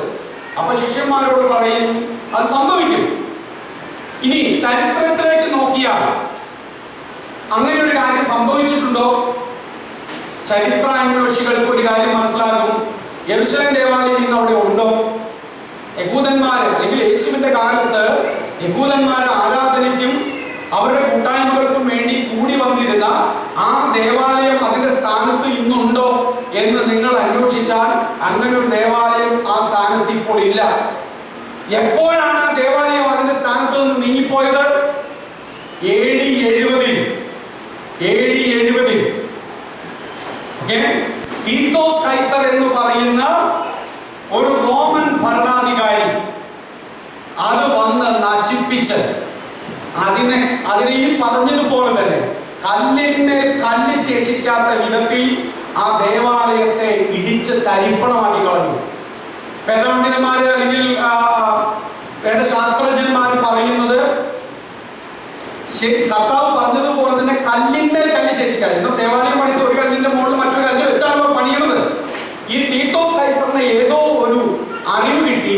ഈ യഹൂദന്മാർ ഈ ദേവാലയം പണിതപ്പോൾ ഇതിന്റെ ഉള്ളിൽ അവർ സ്വർണങ്ങൾ പോലും സൂക്ഷിച്ചിരുന്നു എന്നൊരു ചിന്ത പുള്ളിക്കുണ്ടായിരുന്നു. അപ്പോൾ സ്വർണം കണ്ടെത്തണം എന്നുള്ള ആഗ്രഹത്തോടെ ഓരോ കല്ലും പുള്ളി ഇളക്കി നോക്കിയെന്നാണ്. ഓരോ കല്ലും പുള്ളിക്കാരനെ ഇളക്കി മറിച്ച് അത് പരിശോധിച്ചു. അവിടെ സ്വർണം കിട്ടുമോ, ആ നിക്ഷേപങ്ങൾ അവിടെ ഉണ്ടോ എന്നറിയാൻ വേണ്ടി അദ്ദേഹം അങ്ങനെ ശ്രമിച്ചു എന്നാണ് വേദപണ്ഡിതന്മാർ പറയുന്നത്. ഏത് തന്നെയായാലും തീത്തോസ് കൈസർ യേശുവിന്റെ വാക്കുകൾക്ക് ഒരു നിവൃത്തി വരണം എന്ന് വിചാരിച്ച് താൻ ചെയ്തതല്ല യെരൂശലേം ദേവാലയത്തിന്റെ നശീകരണം. പക്ഷെ യേശു പറഞ്ഞതുപോലെ ആ ദേവാലയം കല്ലിന്മേൽ കല്ല് ശേഷിക്കാതെ ചരിത്രത്തിൽ അത് നശിപ്പിക്കപ്പെട്ടു എന്നുള്ളത് നമ്മൾ കാണുന്നു. AD 70 നശിപ്പിക്കപ്പെട്ട ആ ദേവാലയം ഇന്നുവരെയും യഹൂദന് അത് പുനർനിർമ്മാണം ചെയ്യുവാനായിട്ട് കഴിഞ്ഞിട്ടില്ല. യഹൂദന്റെ ഏറ്റവും വലിയൊരു ആഗ്രഹമാണ് അവരുടെ ദേവാലയം അവർക്ക് പുതുക്കി പണിയണം എന്നുള്ളത്. AD 70 ലോകത്തിന്റെ വിവിധ രാജ്യങ്ങളിലേക്ക് ചിതറിപ്പോയ അല്ലെങ്കിൽ യഹൂദന്മാർക്കെതിരെ റോമൻ സാമ്രാജ്യം, റോമൻ സൈന്യം, റോമൻ ഭരണാധികാരികൾ ശക്തമായ ആക്രമണം അഴിച്ചുവിട്ടപ്പോൾ ഉപദ്രവം നേരിട്ട യഹൂദന്മാർ ലോകത്തിന്റെ പലയിടങ്ങളിലേക്ക് അവർ ചിതറിപ്പോയി. അങ്ങനെ ചിതറിപ്പോയ യഹൂദന്മാര് ഒരു കൂട്ടം ആളുകൾ കേരളത്തിലും കൊച്ചിയിലും കൊടുങ്ങല്ലൂരിലും വന്നു. ഇന്ത്യയിലെ പലയിടങ്ങളിലും ബോംബെ പോലെയുള്ള സ്ഥലങ്ങളിലും അതുപോലെ വടക്കേ ഇന്ത്യയുടെ പല സ്ഥലങ്ങളിലേക്കും അവർ ചിതറപ്പെട്ട് വന്ന് താമസിച്ചു. വർഷങ്ങളോളം അവർ താമസിച്ചു. അങ്ങനെ ചിതറപ്പോകപ്പെട്ട യഹൂദൻ അവരുടെ നാടുകളിൽ നിന്ന് നാട് കടത്തപ്പെട്ട് പലയിടങ്ങളിൽ അഭയാർത്ഥികളായി അവർ താമസിച്ചു. ഞാൻ അതിനെക്കുറിച്ചൊന്നും വിശദീകരിക്കുന്നില്ല. കർത്താവ് അനുവദിച്ചാൽ ഒരുപക്ഷെ നമ്മുടെ പ്രിയ ജോൺ സാമുവൽ സാറ് അദ്ദേഹം നമ്മുടെ സഭയുടെ ഭാഗമായിട്ട് ഇവിടെ ഉണ്ടാകുന്ന സമയങ്ങളിൽ അതിനെക്കുറിച്ചൊക്കെ വളരെ നന്നായിട്ട് ഗവേഷണം ചെയ്ത് നല്ലവണ്ണം അവതരിപ്പിക്കാൻ കഴിവുള്ള ഒരു ദേവദാസനാണ്. അദ്ദേഹത്തിൽ നിന്ന് നമുക്കത് കേൾക്കുവാനായിട്ട് കഴിയും. അങ്ങനെ യഹൂദന്റെ മനസ്സിൽ ഇന്നും ഒരു സ്വപ്നമായി അവശേഷിക്കുകയാണ് അവരുടെ ദേവാലയം. വേദപുസ്തകം പറയുന്നു ക്രിസ്തുവിന്റെ വരവിന് മുമ്പ് യഹൂദൻ ആ ദേവാലയം പണിയും എന്നുള്ളത്. അതിനു മുമ്പ് ഈ ദേവാലയം പണിയുന്നതിന് മുമ്പ് യഹൂദൻ അവിടെ ഉണ്ടാകണ്ടേ? ഇതിനൊക്കെ വാക്യങ്ങളുണ്ട്. ഞാൻ സമയമില്ലാത്തതുകൊണ്ടാണ് പോകുന്നത്. 1900 AD 70 ലോകത്തിന്റെ വിവിധ സ്ഥലങ്ങളിലേക്ക് ചിതറപ്പോയ യഹൂദന് സ്വന്തം നാട്ടിലേക്ക് തിരിച്ചു വരാൻ കഴിഞ്ഞത് 1948 നോക്കണം. AD 70 ലോകത്തിന്റെ വിവിധ സ്ഥലങ്ങളിലേക്ക് ചിതറിപ്പോയ യഹൂദൻ പിന്നീട് അവരുടെ സ്വന്തം രാജ്യത്തേക്ക് മടങ്ങി വന്ന് ഒരു രാഷ്ട്രമായി രൂപീകരിക്കപ്പെട്ടത് 1948 യഹൂദന് മാത്രമേ ഇങ്ങനൊരു വികാരമുള്ളൂ. ഇവിടെ നിന്ന് മലയാളികൾ ആരെങ്കിലും ഓസ്ട്രേലിയ, ഇംഗ്ലണ്ട്, അമേരിക്ക ഇങ്ങനെയുള്ള സ്ഥലങ്ങളിലേക്ക് പോയാൽ ഇവിടെ നിന്ന് എങ്ങനെയാണ് പോകേണ്ടതെന്നും എങ്ങനെയാണ് മറ്റുള്ളവരെ കൊണ്ടുപോയി ഈ രാജ്യത്തേക്ക് എങ്ങനെയാണ് വരാതിരിക്കാൻ നോക്കുക എന്നുള്ളതുമാണ് ഇന്ത്യക്കാരുടെയും മലയാളികളുടെയും താല്പര്യം, അല്ലേ? ഇവിടെ നിന്ന് എങ്ങനെയാണ് രക്ഷപ്പെടുന്നത്, അവിടെ പോയി എങ്ങനെ സെറ്റിൽ ചെയ്യുക, ആ രാജ്യത്ത് എങ്ങനെയാണ് ജീവിക്കുക എന്നുള്ളതാണ് നമ്മുടെ പൊതുവെയുള്ള വികാരം. പക്ഷെ യഹൂദൻ അങ്ങനെയല്ല. ദൈവം അവരുടെ പൂർവിക പിതാക്കന്മാർക്ക് അബ്രഹാമിനോട് വാഗ്ദത്തം ചെയ്യുക, ആ വാഗ്ദത്ത ദേശത്ത് താമസിക്കുക എന്നുള്ളതാണ് അവരുടെ വികാരം എന്ന് പറയുന്നത്. അതുകൊണ്ടാണ് ലോകത്തിന്റെ വിവിധ സ്ഥലങ്ങളിൽ നിന്ന് യെരൂശലേമിനെതിരെ യുദ്ധം ഉണ്ടായിട്ടും ആക്രമണ ഭീഷണി ഉണ്ടായിട്ടും ഒരു കൊച്ചു രാജ്യത്തിന്റെ ശത്രുക്കളുടെ നടുവിൽ കിടക്കുന്ന ആ കൊച്ചു ഭൂപ്രദേശത്തേക്ക് ചെല്ലുവാൻ, അവിടെ താമസിക്കുവാൻ യഹൂദൻ ഇന്നും വികാരമായി അതെടുക്കുന്നതും ലോകത്തിന്റെ വിവിധ സ്ഥലങ്ങളിൽ ഇന്നും യഹൂദൻ തിരികെ പലയിടത്തുനിന്നും അവിടെ പോയി താമസിക്കുകയും ചെയ്യുന്നത്. ഈ റഷ്യ യുക്രൈൻ യുദ്ധത്തിൽ റഷ്യയിൽ താമസിച്ചിരിക്കുന്ന അല്ലെങ്കിൽ യുക്രൈനിൽ താമസിച്ചുകൊണ്ടിരിക്കുന്ന ആയിരക്കണക്കിന് യഹൂദന്മാർ ഇപ്പോൾ യെരൂശലേമിൽ, ഇസ്രായേലിൽ അവർ തിരികെ ചെല്ലുകയാണ്, അവർ താമസിക്കുകയാണ്. അപ്പോൾ ഇതിനൊക്കെ നമ്മൾ ഒത്തിരി മാനങ്ങൾ കാണണം. അപ്പോൾ റഷ്യ യുക്രൈൻ യുദ്ധത്തിന്റെ പരിണിത ഫലമായിട്ട് നടക്കുന്ന ഒരു കാര്യം നമ്മൾ വായിച്ച് മനസ്സിലാക്കണം. എന്താണ്? വിവിധ സ്ഥലങ്ങളിൽ ഇപ്പോഴും താമസിച്ചു കൊണ്ടിരിക്കുന്ന യഹൂദന്മാര് ഈ യുദ്ധത്തിന്റെ പശ്ചാത്തലത്തിൽ അവരുടെ നാട്ടിലേക്ക് മടങ്ങി ചെല്ലുകയാണ്. യഹൂദന്മാർ തിരികെ അവരുടെ നാട്ടിലേക്ക് മടങ്ങി വരുമെന്നുള്ളത് ദൈവവചനത്തിന്റെ പ്രവചന നിവൃത്തികളാണ്. അവർ അവിടെ താമസിക്കുമെന്നുള്ളതും അവർ ദേവാലയം പണിയുമെന്നുള്ളതും നമുക്കറിയാം. ഇന്നത്തെയും വാർത്തകളിലൂടെ നിങ്ങൾ ശ്രദ്ധിച്ചാൽ ഒരു കാര്യം മനസ്സിലാക്കും. യുക്രൈന്റെ പ്രസിഡന്റ് സെലൻസ്കി അദ്ദേഹം ഇസ്രായേൽ പ്രധാനമന്ത്രിയോട് മധ്യസ്ഥത വഹിക്കാൻ ആവശ്യപ്പെടുകയാണ്. നിങ്ങൾ വാർത്തയൊക്കെ കാണുന്നുണ്ടോ? വാർത്തയൊക്കെ കാണുന്നുണ്ടെങ്കിൽ ഇങ്ങനെയുള്ള കാര്യങ്ങളൊക്കെ വായിക്കാൻ നിങ്ങൾ തയ്യാറാക്കണം. പിന്നെ ഇത്തിരി പോകുന്ന രാജ്യത്തിന്റെ പ്രധാനമന്ത്രിയോട് നിങ്ങൾ മാപ്പെടുത്തിട്ട് ഇസ്രായേൽ എവിടെയാണെന്ന് നിങ്ങൾ നോക്കിയാൽ നിങ്ങൾക്ക് സൂക്ഷ്മദർശിനി വെച്ച് നോക്കിയാലേ ആ രാജ്യം കാണാൻ പറ്റുള്ളൂ. നിങ്ങൾക്ക് ഭൂപടത്തെ കുറിച്ച് വലിയ പരിചയമൊന്നും ഇല്ലെങ്കിൽ ഇസ്രായേൽ എവിടെയാണെന്ന് നോക്കിയാൽ നിങ്ങൾ കണ്ടെത്തില്ല. ഒരു ചെറിയ ജോഗ്രഫിയോ അല്ലെങ്കിൽ ഗ്ലോബിനെ കുറിച്ചിട്ടുള്ള ഒരു പരിചയമൊന്നും ഇല്ലെങ്കിൽ നിങ്ങൾ കാണൂല രാജ്യം. അത്രയും ചെറുതായിട്ട് ഭൂപടത്തിൽ കിടക്കുന്ന വളരെ ചെറിയ ഒരു രാജ്യത്തെയാണ് നമ്മൾ ഈ പറയുന്നത്. ആ രാജ്യത്തിന്റെ പ്രധാനമന്ത്രിയോട് യുക്രൈൻ പ്രസിഡന്റ് പറയുകയാണ്, ഈ വിഷയത്തിൽ മധ്യസ്ഥത വഹിക്കണം, യെരൂശലേമിൽ സമാധാന ചർച്ചയ്ക്ക് തയ്യാറാണ്. ഇസ്രായേലിന്റെ പ്രാധാന്യം പതിയെ വർദ്ധിച്ചു വരുന്നത് കണ്ടോ? വാർത്തകളിൽ ഇടം പിടിക്കുന്നത് കാണുന്നുണ്ടോ? പണ്ടൊരിക്കൽ ഒരാളോട് ചോദിച്ചു, വേദപുസ്തകം സത്യമാണെന്ന് ഞാൻ വിശ്വസിക്കുന്നതിന് നിങ്ങളൊരു ന്യായം പറയൂ എന്ന് പറഞ്ഞപ്പോൾ അദ്ദേഹം പറഞ്ഞ ഒരൊറ്റ മറുപടി മാത്രമേ ഉള്ളൂ, സുഹൃത്തെ, നിങ്ങൾ ഇസ്രായേൽ എന്ന് പറയുന്ന രാജ്യത്തിന്റെ ചരിത്രം മാത്രം പഠിച്ചാൽ മതി, വേദപുസ്തകം സത്യമാണെന്ന് നിങ്ങളാണ്. ഇസ്രായേൽ എന്ന് പറയുന്ന രാജ്യത്തിന്റെ ചരിത്രം ഒന്ന് പഠിച്ചാൽ മതി. നമുക്ക് ക്രിസ്ത്യാനികളായി നമുക്ക് ഇന്ത്യയിൽ കിടക്കുന്നത് നമുക്ക് യഹൂദനോട് പ്രത്യേകിച്ച് ഒരു ദേശീയ വികാരമോ കാര്യങ്ങളോ ഒന്നുമില്ല. നമ്മളെന്താ വിഷയമാക്കുന്നത്, പ്രസംഗ വിഷയമാക്കുന്നത് വിശുദ്ധ വേദപുസ്തകത്തിൽ യഹൂദനുമായി ബന്ധപ്പെട്ടിരിക്കുന്ന കാര്യങ്ങൾ രേഖപ്പെടുത്തപ്പെട്ടിരിക്കുന്നു എന്നുള്ളതിനാൽ വേദപണ്ഡിതന്മാർ പറയുന്നത് പോലെ ദൈവത്തിന്റെ ഘടികാരമാണ് യഹൂദൻ. ഇവിടെ അറിയാം, ഇത് നിങ്ങൾ ഇങ്ങനെ നീങ്ങുമ്പോൾ ഇതിങ്ങനെ നീങ്ങുകയാണ്. ഇത് കുറച്ച് കഴിയുമ്പോൾ 12 മണിയാകും, പിന്നെ 1 മണിയാകും. ഇങ്ങനെ ഈ സമയം മുന്നോട്ട് പോകുക. ഇത് നമ്മളെ സൂചിപ്പിക്കുകയാണ് സമയം എത്രയായി എന്നുള്ളത്. യഹൂദൻ ലോകത്തിന്റെ ഘടികാരമാണ്, ലോകത്തിന്റെ ക്ലോക്കാണ്. യഹൂദൻ നീങ്ങുന്നതിനനുസരിക്കുക. അത് നിങ്ങൾക്ക് മനസ്സിലാകും എത്രത്തോളം വേദപുസ്തകം സത്യമാണെന്നും അതിലെ പ്രവചനങ്ങളുടെ നിവർത്തീകരണം സംഭവിച്ചുകൊണ്ടിരിക്കുകയാണെന്നുള്ളത്. അപ്പൊ ഞാൻ പറഞ്ഞു വന്നത്, കഴിഞ്ഞ ആഴ്ചയിൽ ഞാൻ സൂചിപ്പിച്ചു, മനുഷ്യപുത്രന്റെ വരവാകുമ്പോഴത്തേക്ക് സംഭവിക്കുന്നത് എന്തായിരിക്കും? ചില ലക്ഷണങ്ങളാണ് നിങ്ങളുടെ മുമ്പിലേക്ക് കൊണ്ടുവരാനാണ് ഞാൻ ശ്രമിച്ചത്. എന്തിനാണ് ഞാൻ ഈ ലക്ഷണങ്ങളൊക്കെ നിങ്ങളോട് പറയുന്നത്? ഈ ലക്ഷണങ്ങൾ നാം കേൾക്കുകയും ഈ അടയാളങ്ങൾ നാം മനസ്സിലാക്കുകയും ചെയ്യുമ്പോൾ ഒന്ന് നമ്മൾ തിരിച്ചറിയുക, ഞാൻ വിശ്വസിക്കുകയും ഞാൻ കൊണ്ടു നടക്കുകയും ചെയ്യുന്ന ഈ വേദപുസ്തകം എത്രത്തോളം വിശ്വസനീയമായ ദൈവിക ഗ്രന്ഥമാണ് എന്നുള്ള ഒരു ബോധ്യം നമ്മുടെ ഉള്ളിലുണ്ടാകുകയും ആ പുസ്തകം നമ്മുടെ നെഞ്ചോട് ചേർത്ത് പിടിച്ചിട്ട് അതിലെ ജീവന്റെ വചനങ്ങൾ നമ്മുടെ ജീവിതത്തിന് പ്രത്യാശയും ധൈര്യവും മാർഗദർശകവുമായി തീരണം എന്നുള്ളതിന്റെ ഒരു പ്രബോധന ലക്ഷ്യമാണ് ഈ പ്രസംഗത്തിലുള്ളത്. അല്ലാതെ കുറെ കാര്യങ്ങൾ ഇങ്ങനെ പറഞ്ഞ് കുറെ ജ്ഞാനം കുറെ കാര്യങ്ങൾ ഇങ്ങനെ റിപ്പോർട്ട് പോലെ പറയുക എന്നുള്ളതല്ല. ഈ കേൾവികൾ നമ്മുടെ ജീവിതത്തെ രൂപാന്തരപ്പെടുത്തണം, നമ്മുടെ നമ്മുടെ ദർശനങ്ങളെ, നമ്മുടെ കാഴ്ചപ്പാടുകളെ, നമ്മുടെ ജീവിത രീതിയെ, നമ്മുടെ സ്വഭാവത്തെ, നമ്മുടെ ആത്മീയതയെ ഇത് രൂപപ്പെടുത്തുന്ന നിലയിലേക്ക് ഇത് മാറണം എന്നുള്ളതാണ്. നമ്മുടെ ചിന്താഗതികൾക്ക് മാറ്റമുണ്ടാകണം, നമ്മുടെ കുടുംബ ജീവിതത്തിന് മാറ്റം ഉണ്ടാകണം, നമ്മുടെ സഭാ ജീവിതത്തിന് മാറ്റം ഉണ്ടാകണം, നമ്മുടെ കാഴ്ചപ്പാടുകൾക്ക് മാറ്റം ഉണ്ടാകണം. അതിനു വേണ്ടിയിട്ടാണ് ഈ കാര്യങ്ങൾ പറയുന്നത്. അല്ലാതെ കേവലം കുറെ ഇൻഫോർമേഷൻസ്, ചില വിവരങ്ങൾ നിങ്ങളിലേക്ക് കൈമാറുക എന്നുള്ളത് മാത്രമല്ല.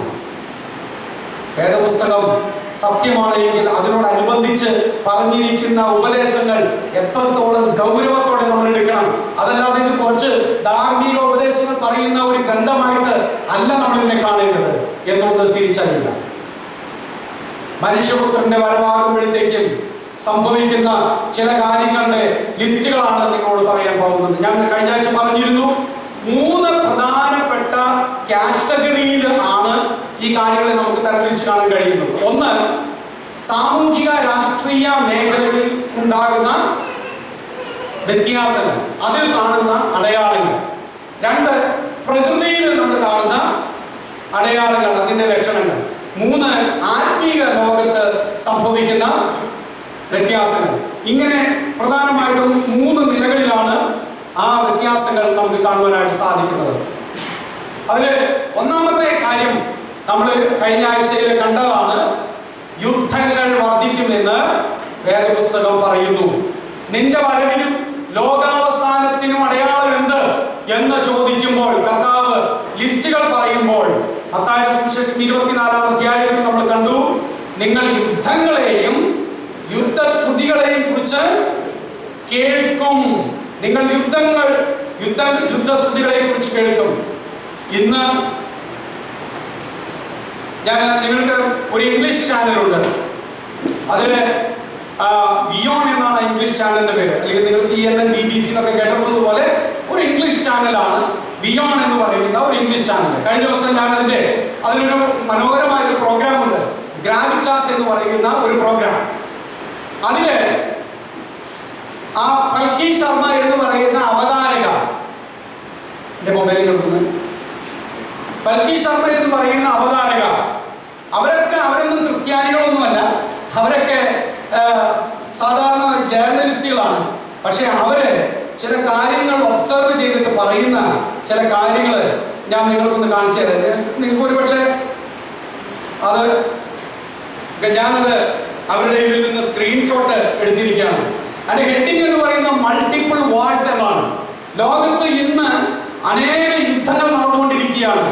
അതിന്റെ ടെൻഷൻസ് ആണ് ലോകത്ത് പ്രധാനമായിട്ട് നടക്കുന്ന വാറുകൾ, യുദ്ധങ്ങൾ എന്താണെന്ന് അവര് റിപ്പോർട്ട് ചെയ്യുകയാണ്. അല്ലെങ്കിൽ ആ ടെൻഷൻ നടക്കുന്നത് ചൈനയും വിയറ്റ്നാമും മലേഷ്യയും ബ്രൂണയും ഫിലിപ്പീൻസും തമ്മിൽ ചെറിയ ചെറിയ യുദ്ധങ്ങൾ നടക്കുകയാണ്. ഇതിപ്പോൾ റഷ്യയും യുക്രൈനും തമ്മിലുള്ള യുദ്ധം നമ്മൾക്ക് വിചാരിക്കുന്നത് ഇങ്ങനെ പെട്ടെന്ന് കുടിനകത്ത് വന്നിട്ട് ചെന്ന് ആക്രമിച്ചതാണെന്ന് ചിന്തിക്കരുത്. ഇത് നാളുകളായിട്ട് പുകയുന്ന ഒരു പൊള്ളിയായിരുന്നു. ഇതിന്റെ അകത്ത് കിടന്ന് നീറിക്കൊണ്ടിരിക്കുന്ന, ടെൻഷൻ ഉണ്ടായിക്കൊണ്ടിരിക്കുന്ന ഒരു കാര്യമായിരുന്നു ഇപ്പോൾ യുദ്ധമായിട്ട് മാറിയിരിക്കുന്നത്. ഇതുപോലെ പുകഞ്ഞുകൊണ്ടിരിക്കുന്ന, ഏത് സമയത്തും തീ കത്തി ആളിപ്പടരാകുന്ന നിലയില് യുദ്ധങ്ങളിലേക്ക്, വലിയ യുദ്ധങ്ങളിലേക്ക് പോകാൻ സാധ്യതയുള്ള സമാന സംഭവങ്ങൾ ലോകത്തിന്റെ പലയിടങ്ങളിൽ നടക്കുന്നുണ്ട്. അപ്പോൾ പൽക്കി ശർമ്മയുടെ റിപ്പോർട്ടില്, വിയോന്റെ റിപ്പോർട്ടിൽ പറയുന്ന ഒന്നാണ് ചൈന. ഇനി നിങ്ങൾ കാണിച്ചത് ചൈനയും ഇന്ത്യയും, ചൈന, വിയറ്റ്നാം, ഫിലിപ്പീൻസും ബ്രൂണൈ, മലേഷ്യ എന്നീ രാജ്യങ്ങളൊക്കെ തമ്മിലുള്ള ടെൻഷൻ, കൂടാതെ ചൈനയും ഇന്ത്യയും തമ്മിലുള്ള ടെൻഷൻസ് നമുക്കറിയാം. അത് നമ്മൾ കണ്ടിട്ടുള്ളതാണ്. Okay, China, India. നിങ്ങളൊക്കെ ഇസ്രായേൽ ആൻഡ് ഇറാൻ, അത് നിങ്ങൾ ശ്രദ്ധിച്ചിട്ടുണ്ടോ? ഇസ്രായേലും ഇറാനും.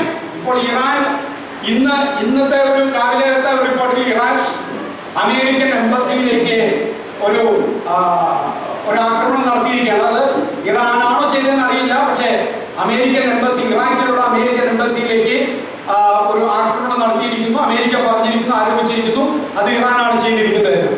ഓക്കെ, ഇനി ഇറാൻ എന്ന് പറയുന്ന രാജ്യത്തിന്റെ ഉള്ളിലെ താല്പര്യം എന്താണെന്ന് അറിയാമോ? ലോകത്തിന്റെ ഭൂപടത്തിൽ നിന്ന് ഇസ്രായേലിനെ തുടച്ചു നീക്കണമെന്നാണ് ഇറാന്റെ ആഗ്രഹം. ഓക്കെ, ഇറാനും ഇസ്രായേലും തമ്മിൽ പൊരിഞ്ഞ ടെൻഷനിലാണ്.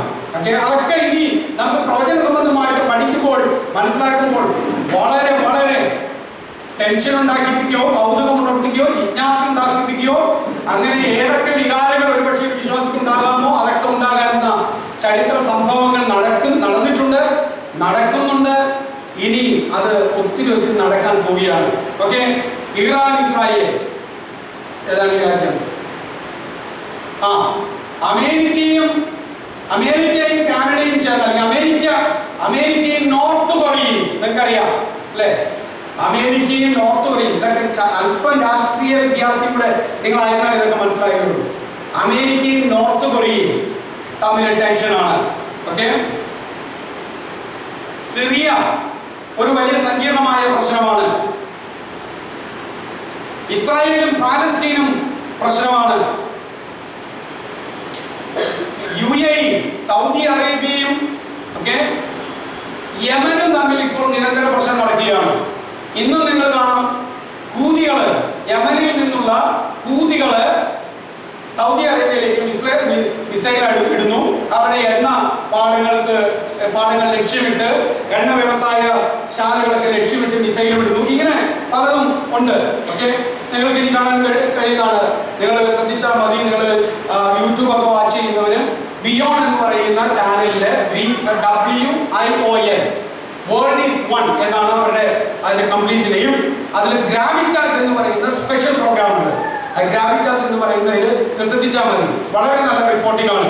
അതൊക്കെ സെക്യുലർ മീഡിയകളാണ് ഞാൻ പറയുന്നത്. ഇതിനെ നമ്മൾ വേദോത്സവമായിട്ട് തട്ടിച്ചു നോക്കുമ്പോൾ, വിശകലനം ചെയ്ത് നോക്കുമ്പോൾ എത്രമാത്രം ചരിത്ര പ്രവചനങ്ങളുടെ നിവൃത്തീകരണത്തിലേക്കാണ് കാര്യങ്ങൾ നീങ്ങിക്കൊണ്ടിരിക്കുന്നത്. യുദ്ധങ്ങൾ, യുദ്ധശ്രുതികൾ നിങ്ങൾ കേൾക്കും. ഓക്കെ, ഇപ്പോ നമുക്ക് യുക്രൈനും റഷ്യ വാറ് വല്ലതും മനസ്സിലുണ്ടോ? ഇപ്പൊ 10-15 ദിവസം കഴിഞ്ഞു. ഇപ്പൊ അതിന്റെ ചൂടൊക്കെ പോയി. പക്ഷെ അവിടെ പൊതുവെ യുദ്ധം നടന്നുകൊണ്ടിരിക്കുകയാണ്. ഇതാണ് മാനസികാവസ്ഥ വരാൻ പോകുന്നത്. കേട്ടോ, ഇതൊരു മാനസികാവസ്ഥയാണ്. നിങ്ങൾ ശ്രദ്ധിച്ചോണം. അത് നമുക്ക് വിഷയമല്ലാതെയായി മാറി. നമുക്ക് എപ്പോഴും വിഷയമാവുമെന്ന് അറിയോ? നമുക്കിനി ഒരു കാര്യം വിഷയമാകുന്നത് നമ്മുടെ വാർഡിൽ ഒരു കാര്യം സംഭവിക്കുമ്പോൾ മാത്രമായിരുന്നു. അത്രമാത്രം നിസ്സാരത്വത്തിലേക്ക് കാര്യങ്ങൾ പോകും. അങ്ങനെ ഒരു മാനസികാവസ്ഥയിലേക്ക് നമ്മളുടെ ചിന്തകൾ മാറും. റഷ്യയും ഉക്രൈനും യുദ്ധമൊന്നും ഇനി നമ്മളെ ബാധിക്കുന്ന വിഷയമല്ലാതെ മാറി. അതൊക്കെ 10 ദിവസത്തെ വാർത്ത, അതൊക്കെ ഇനി അവിടെ നടക്കും. അത് ഞാൻ ശ്രദ്ധിക്കുന്നില്ല. നിങ്ങൾ ആലോചിച്ചോളൂ, എന്താണ് ശ്രദ്ധിക്കാത്തത്? എന്താ ശ്രദ്ധിക്കാത്തത്? അത് മറ്റൊരു തലമാണ്, മറ്റൊരു ലക്ഷണമാണ്. എന്താ നമ്മളെ സംബന്ധിച്ചിടത്തോളം അവരവിടെ അടികൂടി. എനിക്കെന്താ വേണ്ടത്? ഞാൻ എന്തെങ്കിലും പണിയൊക്കെ ചെയ്താലാണ് എൻ്റെ കാര്യം നടക്കുള്ളൂ. ഓക്കെ, നോഗയുടെ കാലം പോലെ ഇതൊക്കെയാണ് ഓർത്തിണക്കി വായിക്കേണ്ടത്. മനുഷ്യപുത്രന്റെ കാലം വരുമ്പോഴാണ്. എന്താ നോഗയുടെ കാലത്ത് സംഭവിച്ചത്? നോഗയുടെ കാലത്ത് പറയുകയാണ്, ലക്ഷണങ്ങൾ പറയുകയാണ്, കാര്യങ്ങൾ പറയുകയാണ് ലോക. പക്ഷെ ശ്രദ്ധിക്കുന്നില്ല ആരും. നോഗയുടെ കാലത്ത് ആളുകൾക്ക് എന്താ തിരക്ക്? നോഗയുടെ പ്രസംഗം കേൾക്കാനല്ല തിരക്ക്. നോഗയുടെ പ്രസംഗം കേട്ട് മാനസാന്തരപ്പെടാനല്ല അവരുടെ മാനസികാവസ്ഥ. അവരുടെ താല്പര്യം എന്താ? അവരിതൊക്കെ നോർമലായിട്ടാണ് പോവുകയാണ്. വിവാഹം കഴിച്ചും വിവാഹത്തിന് കൊടുത്തും തിന്നും കുടിച്ചും ആനന്ദിച്ചും ഒക്കെ പോകുന്ന ഒരു മാനസിക അവസ്ഥയും ജീവിത ശൈലിയിലേക്കും ലോകത്തിന്റെയും കാലഘട്ടത്തിലെ ജനങ്ങൾ. അപ്പൊ നോഗയുടെ കാലഘട്ടത്തിൽ ദൈവത്തിന്റെ ഒരു വലിയ ന്യായത്തെ കുറിച്ചുള്ള പ്രവാചകം നടക്കുകയാണ്. ലോകത്തിന്റെ കാലഘട്ടത്തിലും ദൈവം സ്വതം ഗോമോറയെ നശിപ്പിക്കാൻ പോവുകയാണെന്നുള്ള അരുളപ്പാട് നൽകുകയാണ്. പക്ഷെ ജനത്തിന് ഇതൊന്നും പ്രശ്നമല്ല. ജനത്തിന് ഇതൊന്നും കേൾക്കണ്ട. അവരെ സംബന്ധിച്ചിടത്തോളം എന്താണ് തിന്നേണ്ടത്, ഏത് ഹോട്ടലിലാണ് ഭക്ഷണം കഴിക്കാൻ പോകേണ്ടത്, എവിടേക്കാണ് ടൂർ പോകേണ്ടത്, നമുക്ക് ഇന്ന് എവിടെ അടിച്ചു പൊളിക്കാം, നമുക്ക് സന്തോഷം നൽകുന്ന അങ്ങനെയുള്ള കാര്യങ്ങളിലേക്ക് നമ്മുടെ ശ്രദ്ധ പോവുകയാണ്. ലോകത്തിന്റെ വിഷയങ്ങൾ നമ്മുടെ വിഷയങ്ങളല്ല. നമ്മുടെ വിഷയം എന്ന് പറയുന്നത് നമ്മുടെ വയറിന്റെയും നമ്മുടെ തലച്ചോറിന്റെയും നമ്മുടെ ആനന്ദത്തിന്റെയും വിഷയം മാത്രമാണ്. അതിനെ ബാധിക്കുമ്പോൾ മാത്രമേ നമുക്ക് ഭയം ഉണ്ടാകുകയുള്ളൂ, അല്ലെങ്കിൽ ചിന്ത ഉണ്ടാകുകയുള്ളൂ. പറഞ്ഞ് മനസ്സിലാകുന്നത് നിങ്ങൾക്ക്? അങ്ങനെ ഒരു മാനസിക തലത്തിലേക്ക്, സാമൂഹികമായിട്ടുള്ള ഒരു വ്യവസ്ഥിതിയിലേക്ക്, ഒരു ചുറ്റുപാടിലേക്ക്, ഒരു അന്തരീക്ഷത്തിലേക്ക് സമൂഹം മാറിക്കൊണ്ടിരിക്കുകയാണ്. നിങ്ങൾ തന്നെ ആലോചിച്ചാൽ മതി. പക്ഷെ വേദപുസ്തകം ഒരു സൈഡികളെ പറയുകയാണ്, യുദ്ധങ്ങളെയും കുറിച്ചും യുദ്ധശ്രുതികളെയും കുറിച്ച് നിങ്ങൾ കേൾക്കും, യുദ്ധങ്ങൾ വർദ്ധിക്കുമെന്ന് വേദപുസ്തകം വളരെ കൃത്യമായിട്ട് പറയുന്നു. ഒരു വലിയ യുദ്ധത്തിലേക്ക് ലോകം നീങ്ങിക്കൊണ്ടിരിക്കുകയാണ്. ഇത് ലോകം മൂന്നാം ലോക മഹായുദ്ധമാകുമോ എന്നുള്ളത് ആളുകളെ ചോദിക്കുകയാണ്. ഇതൊരു മൂന്നാം ലോക മഹായുദ്ധമായിട്ട് മാറുമോ? നമുക്കറിയില്ല. മാറിക്കൂടായികയില്ല. രണ്ടാം ലോക മഹായുദ്ധത്തിന്റെ കാരണങ്ങളൊക്കെ വളരെ നിസ്സാരമായിരുന്നു. മൂന്നാം ലോക മഹായുദ്ധത്തിലേക്ക് ഈ കാര്യങ്ങൾ മാറുമോ എന്ന് നമുക്കറിയില്ല. പക്ഷേ വേദപുസ്തക പ്രകാരം ഒരു കാര്യം നമുക്ക് മനസ്സിലാക്കാൻ സാധിക്കുന്നുണ്ട്. 1960-70കളിൽ പ്രഭമങ്ങിപ്പോയ റഷ്യ എന്ന് പറയുന്ന രാജ്യത്തിന്റെ ഒരു ഉയർത്തെഴുന്നേൽപ്പ് നമ്മളിവിടെ കാണുന്നു. 1960കളിൽ റഷ്യ തകർന്നുപോയ രാജ്യമാണ്. USSR, United socialist Soviet republic എന്ന് പറയുന്ന ആ ഒരു രാജ്യം, ഏകദേശം 9 രാജ്യങ്ങൾ അടങ്ങിയ ഒരു ഫെഡറേഷൻ, അത് ശിഥിലമായി പോയി. ആ ഫെഡറേഷന്റെ ഭാഗമായിരുന്നു യുക്രൈൻ. ആ യുക്രൈനിലെ വീണ്ടും ഇപ്പോഴത്തെ ഭരണാധികാരിയായ പുടിന്റെ ആഗ്രഹം പഴയ റഷ്യയുടെ പ്രതാപത്തിലേക്ക് റഷ്യയെ മടക്കിക്കൊണ്ടുവരണം, ആ വലിയ സാമ്രാജ്യമായിട്ട് റഷ്യ മാറണം എന്നുള്ളതാണ് റഷ്യൻ പ്രസിഡന്റ് വ്ളാഡിമിർ പുടിന്റെ ആഗ്രഹം. അതിന്റെ ഭാഗമാണ് ഈ ആക്രമണങ്ങളെല്ലാം നടക്കുന്നത്. അപ്പോൾ വേദപുസ്തകം ഇതൊക്കെ ഇങ്ങനെയൊക്കെ പറയുന്നതിന്, ഇങ്ങനെയൊക്കെ സംഭവിക്കുന്നതിന് മുമ്പ്, ക്രിസ്തുവിന് മുമ്പ് യെഹെസ്കേലിന്റെ കാലഘട്ടത്തിൽ പ്രവചിച്ചിരിക്കുന്ന ഒരു കാര്യമുണ്ട്. റഷ്യ എന്ന് പറയുന്ന ഒരു രാജ്യം. ഇതൊക്കെ ഞാനൊക്കെ ചെറുതിലേ കേൾക്കാൻ തുടങ്ങിയതാണ്. ഞാനൊക്കെ ജനിച്ച് വീഴുമ്പോഴേ തുടങ്ങുന്നുണ്ട്. റഷ്യ എന്ന് പറയുന്ന രാജ്യം അതിന്റെ പ്രഭാവത്തിലേക്കും അതിന്റെ ലോകത്തിന്റെ ലീഡർഷിപ്പിലേക്കും വരും. ലോകത്തിന്റെ ലീഡർഷിപ്പ് അവർ ഏറ്റെടുക്കുമെന്നല്ല, പക്ഷേ അവരൊരു മുഖ്യധാര രാജ്യമായിട്ട് മാറും, ഒരു പ്രധാനപ്പെട്ട രാജ്യമായിട്ട് മാറും, ഒരു വലിയ സൈനിക രാജ്യമായിട്ട് മാറും, ഒരു നേതൃത്വം കൊടുക്കുന്ന ഒരു വലിയ രാജ്യമായിട്ട് റഷ്യ മാറും എന്നുള്ളത് വേദപുസ്തകത്തിൽ പറയുന്നു. യെഹെസ്കേലിന്റെ പുസ്തകം 38-ാം അധ്യായത്തിൽ വായിച്ചാൽ മതി. 35 മുതൽ 38 വരെയുള്ള അധ്യായങ്ങൾ ഇതുമായിട്ട് ബന്ധപ്പെടുത്തി സംസാരിക്കുന്ന കാര്യങ്ങളാണ്. അപ്പോ റഷ്യ വേദപുസ്തകത്തിന്റെ അടിസ്ഥാനത്തിൽ ഒരു പ്രബല രാജ്യമായി മടങ്ങി വന്നുകൊണ്ടിരിക്കുകയാണ്. എന്താ അമേരിക്ക തൊടാത്തത്? ലോകത്തിന്റെ നമ്പർ 1 ശക്തിയാണ് എന്ന് പറയുകയും ലോകത്തെ നയിക്കുകയും ചെയ്യുകയും ലോകത്തിലെ ഏറ്റവും വലിയ ആധുനിക സാങ്കേതിക വിദ്യകളും സൈന്യവും ശക്തരായ സൈന്യവും ഒക്കെ ഉണ്ട് എന്ന് പറയുന്ന അമേരിക്ക എന്താണ് റഷ്യയെ സൈനികമായിട്ട് നേരിടാത്തത്? കാരണം അമേരിക്കയ്ക്കും പേടിയാണ്. റഷ്യയെ തൊട്ടാൽ റഷ്യയുടെ കയ്യിലിരിക്കുന്നത് കൊണ്ട് അമേരിക്ക ഒരുപക്ഷെ നടുങ്ങിപ്പോകാൻ സാധ്യതയുണ്ട്. അപ്പൊ രണ്ടുപേർക്കും ടെൻഷനാണ്. റഷ്യക്കും ടെൻഷനുണ്ട്, അമേരിക്കയും ടെൻഷനുണ്ട്. പക്ഷെ ഇവിടെ തെളിയിക്കപ്പെട്ടുകൊണ്ടിരിക്കുകയാണ്, റഷ്യ ഒരു കാര്യം ചെയ്തപ്പോൾ ആരും ചോദിക്കാനും പറയാനൊന്നും കാര്യമായിട്ടില്ല എന്ന് മനസ്സിലായി. ആരും ചോദിക്കാനും പറയാനൊന്നും കാര്യമായിട്ടില്ല. ഞാൻ ചോദിക്കും, ഞാൻ വരും, ഞാൻ കാണിച്ചു തരാം എന്നൊക്കെ പറഞ്ഞുകൊണ്ടിരുന്നവരൊക്കെ വെളിയിൽ നിൽക്കുക. അവരൊക്കെ ആ പറഞ്ഞതേ ഉള്ളൂ, ഏതും ഒന്നും ചോദിക്കുന്നില്ല എന്നുള്ളത് തെളിയിക്കപ്പെടുകയും ഈ വാചകം അടിച്ചവരൊക്കെ വാചകടി വെറുതെയായിരുന്നു എന്നുള്ളത് മനസ്സിലാക്കുകയും ചെയ്ത ഒരു സമയത്തിലേക്ക് എത്തിയിരിക്കുകയാണ്. അപ്പൊ റഷ്യക്കൊന്നും പേടിക്കാനില്ല. ഓക്കെ, അതിന് അങ്ങനെ ഒത്തിരി കാര്യങ്ങളുണ്ട്.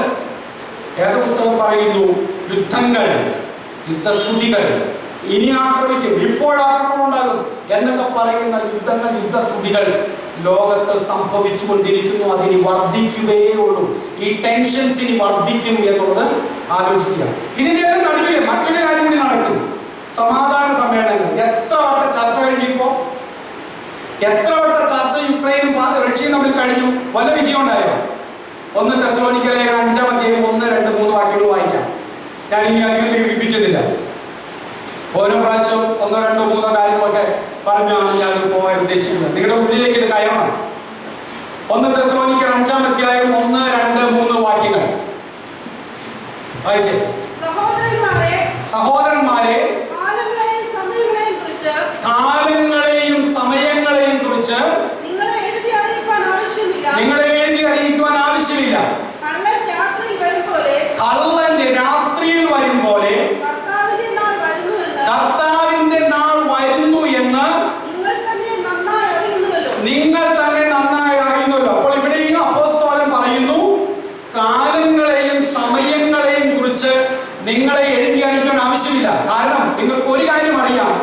കർത്താവ് വരുന്നത് കാലവും സമയവും ഒന്നും പറഞ്ഞിട്ടല്ല, വർഷവും പറഞ്ഞിട്ടല്ല. അത് കള്ളൻ വരുന്നത് പോലെ വരുന്നത് പറഞ്ഞാൽ എന്താ അർത്ഥം? കള്ളൻ ഒരു വീട്ടിലേക്ക് കക്കാൻ വരുന്നത് പറഞ്ഞിട്ടാണ്. അതാണ് എൻ്റെ അനാലജി. യേശു കള്ളനായിട്ട് വരുന്നല്ല എൻ്റെ അർത്ഥം. ഓക്കെ, അതൊരു അനാലജിയാണ്, അതൊരു ഒരു ഒരു ഉദാഹരണം പോലെ പറഞ്ഞതാണ്. കള്ളൻ രാത്രിയിൽ വരും പോലെ. അപ്പോസ്തലന്മാരുടെ കാലഘട്ടത്തിൽ കള്ളൻ രാത്രിയിലേക്ക് ഇറങ്ങി പുറപ്പെടുള്ളൂ. അതുകൊണ്ടാണ് കള്ളൻ രാത്രിയിൽ വരും പോലെ എന്ന് പറഞ്ഞത്. ഇന്നത്തെ കള്ളന് രാത്രിയും പകലും വ്യത്യാസമൊന്നും ഇല്ല. അപ്പൊ കള്ളൻ വരും പോലെ എന്ന് ചിന്തിച്ചാൽ മതി. ഓക്കെ, പറഞ്ഞിട്ട് അല്ല സാധാരണ കള്ളൻ. ഇന്നത്തെ കള്ളൻ ചിലപ്പോൾ അങ്ങനെയായിരിക്കും, അപ്പോട്ടെ പൊതുവെയുള്ള കള്ളന്മാരുടെ പ്രകൃതമായി പറയുന്നത്. അപ്പോ കള്ളൻ രാത്രിയിൽ വരും പോലെ നമുക്കറിയില്ല ഏത് സമയത്താണ് വരുന്നത്. അപ്പൊ രാത്രിയിലാണ് കാണാൻ വരിക എന്നുള്ളത് കൊണ്ടാണ് ആളുകൾ എന്ത് ചെയ്യുന്നത്, ജാഗ്രതയുള്ളവരായിരിക്കുന്നത്. പണ്ട് ഞങ്ങള് അവിടെ നമ്മുടെ ബിൽഡിങ്ങിൽ താമസിച്ചുകൊണ്ടിരിക്കുന്ന സമയത്ത് ഒരാഴ്ചത്തേക്ക് മഹാ ഹിറ്റായിരുന്നു. അത് എനിക്കൊന്ന് വേവിച്ചാനൊക്കെ അവിടെ തന്നെ താമസിച്ചുകൊണ്ടിരുന്നത്. ഞങ്ങൾ വേവിച്ചായിരുന്നു. ഒരു 3-4 ദിവസത്തേക്ക് ഒരു കള്ളന്റെ ശല്യം ഉണ്ടായിട്ട് നാട് മുഴുവൻ ഉണർന്നിരിക്കുകയായിരുന്നു രാത്രിയിൽ. എത്ര പേർക്കായിരുന്നു ഭയമെന്നറിയാമോ?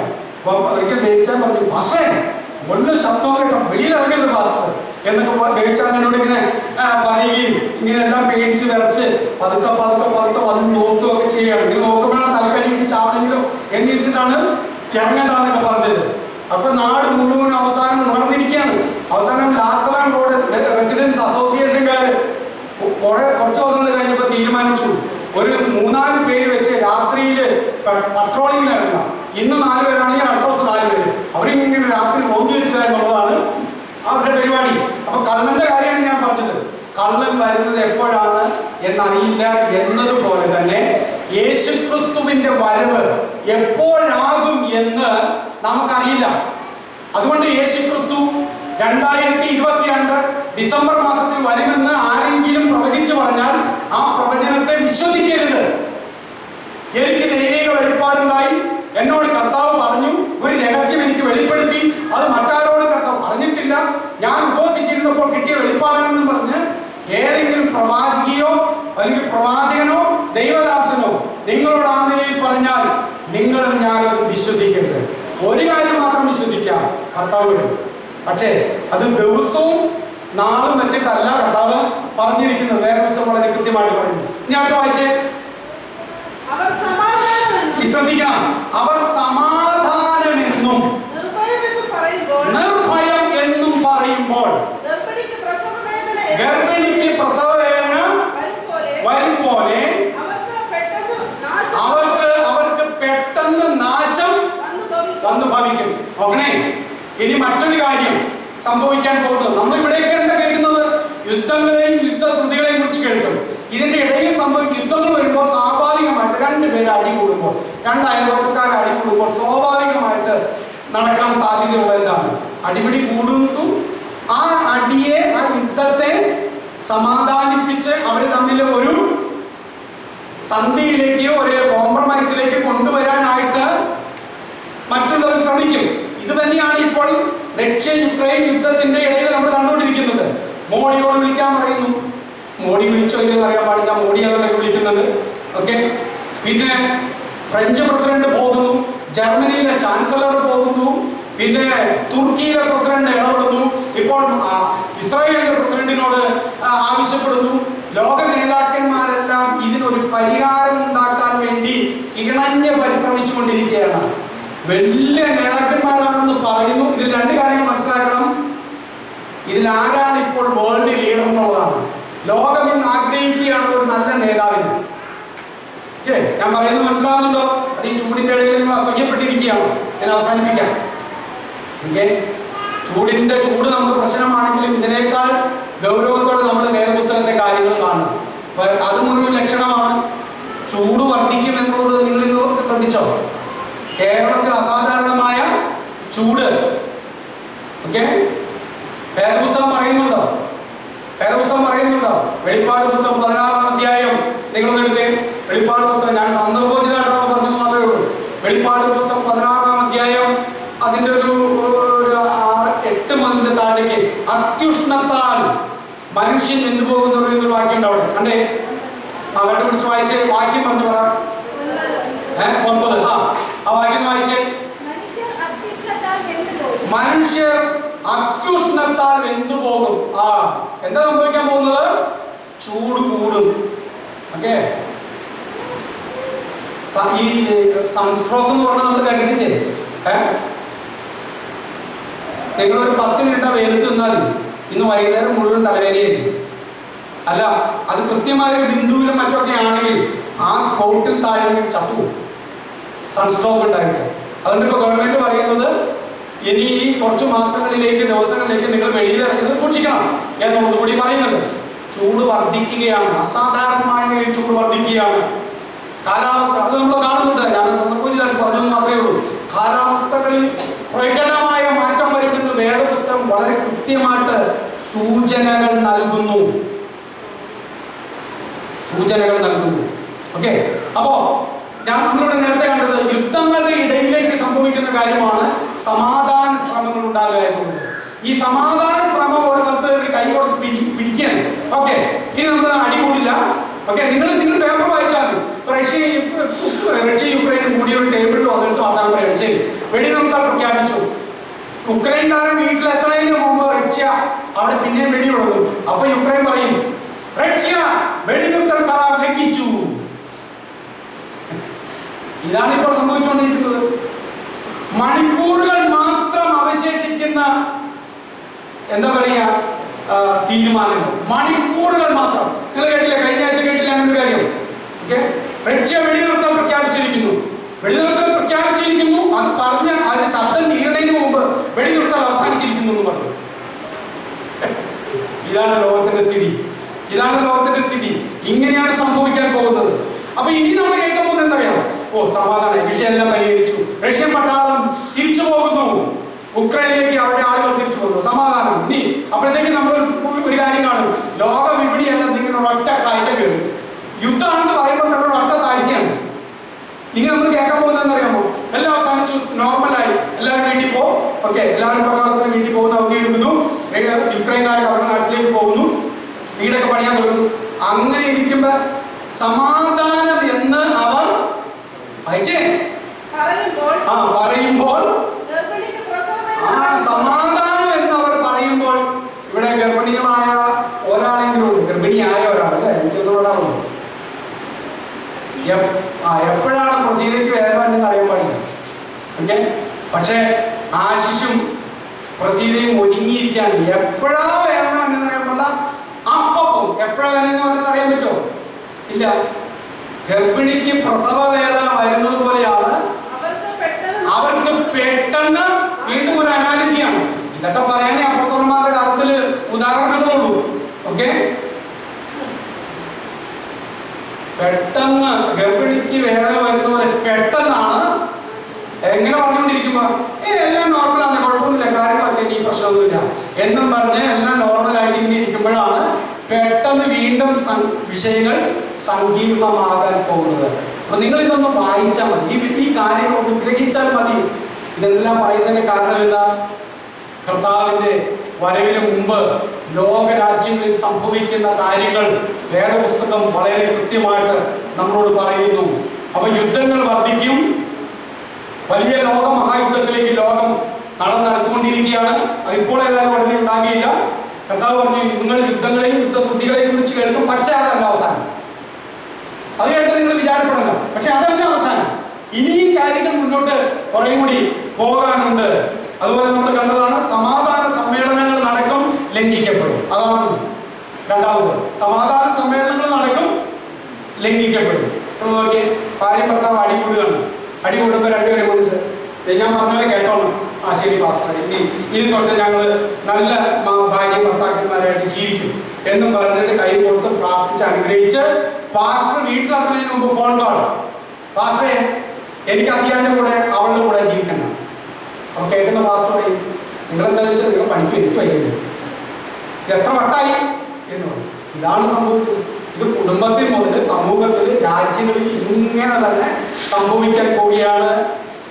ഓക്കെ, ഞാൻ സാമൂഹിക അവസ്ഥയിലേക്ക് വരുമ്പോൾ അത് കുറേ കൂടി പറയാം. സാമൂഹികമായിട്ടുണ്ടാകുന്ന മാറ്റങ്ങളിലേക്ക് പറയുമ്പോൾ ഇത് കുറേ കൂടി പറയാം. നിങ്ങൾ ഓർക്കുക, ഇനി അടുത്തൊരു കാര്യം കൂടി പറഞ്ഞ് അവസാനിപ്പിക്കുകയാണ്.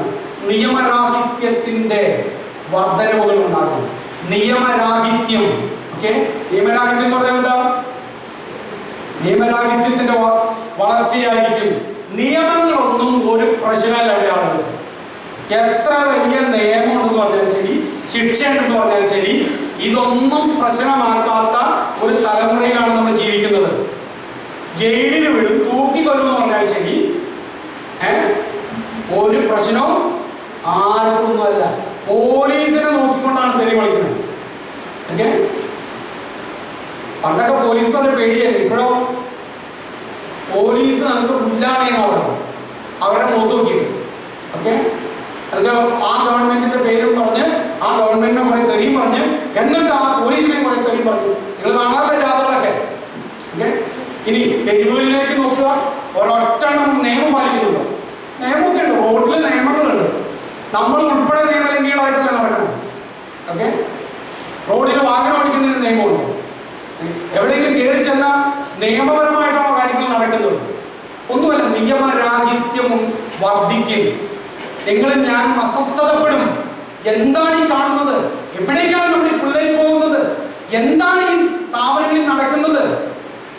നിയമരാഹിത്യത്തിന്റെ വർധനമുണ്ടാകും. വെറുതെ പറയുകയല്ല. മത്തായി 24:12 അത് വായിച്ച് ചില വാക്യങ്ങൾ വായിച്ചാലാണ് നിങ്ങൾക്ക് ഒരു പക്ഷേ കുറെ കൂടി മനസ്സിലാക്കുന്നത്. അധർമ്മം പെരുകുന്നു, ധാർമ്മികമല്ലാത്തതായ കാര്യങ്ങൾ പെരുകുന്നു. നോക്കിയേ, മിനിഞ്ഞാന്ന് അല്ലേ നിങ്ങൾ വാർത്ത കേട്ടില്ലേ? പിഞ്ചു കുഞ്ഞിനെ ബക്കറ്റിൽ മുക്കി കൊല്ലുകയാണ്. മനുഷ്യന്റെ മനസ്സാക്ഷി മരവിച്ചുകൊണ്ടിരിക്കുകയാണ് ഓരോ ദിവസം. ഈ എനിക്ക് ചില സമയത്ത് സ്മിതനെ ഓർത്ത് ഭയങ്കര സങ്കടം വരാറുണ്ട്. സ്മിത വളരെ കുറച്ച് വാർത്ത കേൾക്കാറുണ്ട്. പക്ഷെ സ്മിത അങ്ങനെ ഞാൻ അങ്ങോട്ട് പോയെന്ന് വാർത്ത കേൾക്കാമെന്ന് വിചാരിച്ചാൽ സ്മിത ആദ്യം കേൾക്കുന്ന വാർത്ത കഴുത്തി അരിച്ചു കൊന്നു, മുക്കിക്കൊന്നു. അപ്പോഴത്തേക്ക് നോർമൽ ആയിരുന്ന സ്മിത അബ്നോർമൽ ആകുന്നു.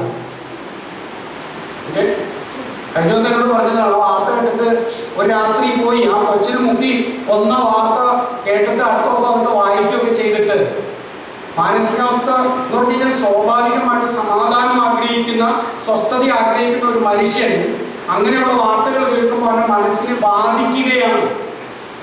നമ്മുടെ മനസ്സ് വേദനിക്കുകയാണ്. അധർമ്മം പെരുകുന്നത് കൊണ്ട് അനേകരുടെ സ്നേഹം തണുത്തുപോകും.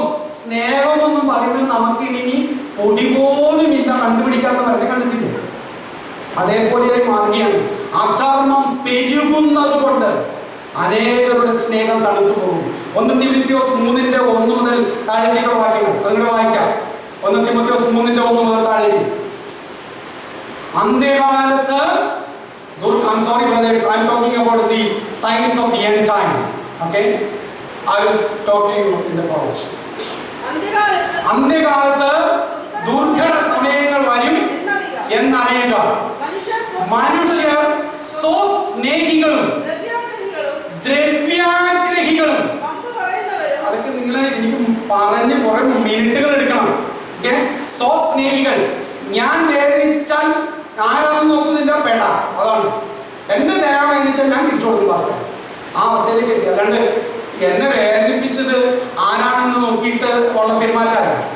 വേദനിപ്പിച്ചെന്ന് പറഞ്ഞു കഴിഞ്ഞാൽ നമ്മൾക്ക് നമ്മളോട് തന്നെ ഭയങ്കര സ്നേഹമാണ്. അതിന് ഒരു ഓറൽ വീഴാൻ, അതിന് ഒരു നിങ്ങൾ നോക്കി ഇതിന്റെ പല നിലകളിൽ നമുക്ക് കാണാം. സ്വസ്നേഹം എന്ന് പറയുന്നത് എന്റെ കരിയറിനെ ബാധിക്കുന്നത്. എന്റെ ഭർത്താവായാലും ശരി, മക്കളായാലും ശരി, ഞാൻ നിൽക്കില്ല. അല്ലെങ്കിൽ ഭർത്താവ് പറയാണ് എന്റെ കരിയറിനെ, എന്റെ ജോലിയെ, എന്റെ ഉദ്യോഗത്തെ ബാധിക്കുന്ന ഒരു ബന്ധമാണെങ്കിൽ എനിക്ക് വേണ്ട. എന്റെ സൗന്ദര്യത്തെ ബാധിക്കുന്നതാണെങ്കിൽ മാറ്റി നിർത്തുന്നു, എന്റെ ശരീരത്തെ ബാധിക്കുന്നതാണെങ്കിൽ മാറ്റി നിർത്തുന്നു. സ്വസ്നേഹികളായിട്ട് മാറുകയാണ്. മറ്റൊരാളെ പരിഗണിക്കുന്ന കാര്യത്തിലേക്ക് മനുഷ്യൻ അങ്ങനെ പരിഗണിക്കാത്ത നിലയിലേക്ക് മനുഷ്യൻ മാറുകയാണ്. എന്റെ കാര്യം മാത്രം എനിക്ക് എന്നുള്ള മാനസികാവസ്ഥ. സ്വസ്നേഹികൾ ദ്രവ്യാഗ്രഹികൾ. ഏത് ഡീലും പണത്തിന്റെ പേരിൽ മാത്രമാണ്. ഏത് ഡീലും, ഭാര്യാഭർത്തൃ ബന്ധം പോലും, കല്യാണങ്ങൾ പോലും. എനിക്കൊരു ജീവിത പങ്കാളി വേണമെന്നുള്ളതല്ല. എനിക്ക് അവളെ കല്യാണം കഴിച്ചാൽ, അവനെ കല്യാണം കഴിച്ചാൽ അവസ്ഥയിലേക്ക് ബന്ധങ്ങൾ മാറുകയാണ്.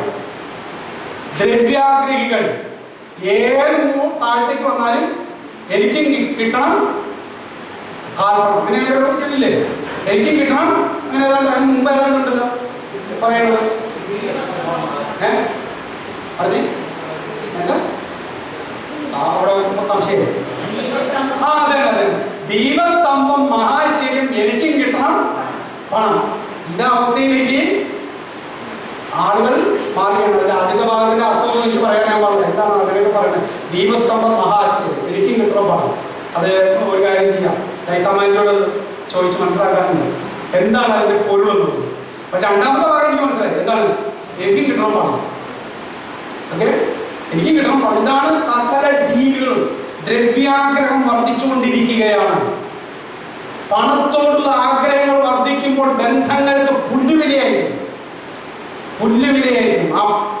അപ്പനും അമ്മയും എന്ന് പറയുന്ന ബന്ധം പോലും ഇന്ന് പണവുമായിട്ടുള്ള ബന്ധമായിട്ട് നിൽക്കുകയാണ്. പണവുമായിട്ടുള്ള ബന്ധം. ഓക്കെ, അപ്പനെ അമ്മയെ നോക്കണോ, എനിക്കെന്ത് തരുന്നതാണെന്ന് ഓർച്ചു. ഓക്കെ, മക്കളെ നോക്കണോ, എനിക്കെന്ത് ഗുണം എന്നാണ് നോക്കണം. അപ്പനും അമ്മയും അതുപോലെ തന്നെ നോക്കണം. രണ്ടുപേരും ഈ ബന്ധങ്ങളെല്ലാം പണത്തിലേക്ക് ചുരുങ്ങുകയാണ്. ദ്രവ്യാഗ്രഹികൾ. വമ്പ് പറയുന്നത് ഞാൻ വിശദീകരിക്കേണ്ട ആവശ്യമൊന്നുമില്ലോ. ചുമ്മാ ബെഡായി പറയാന്നറിയില്ല. ടി വിയിലെ പ്രോഗ്രാം പോലും വന്നില്ലേ ബെഡായി ബംഗ്ലാവ്. വമ്പ് പറയുന്നവരായി മാറുകയാണ്. ചുമ്മാ പെരിപ്പിച്ച് വർത്താനം പറയാണ്.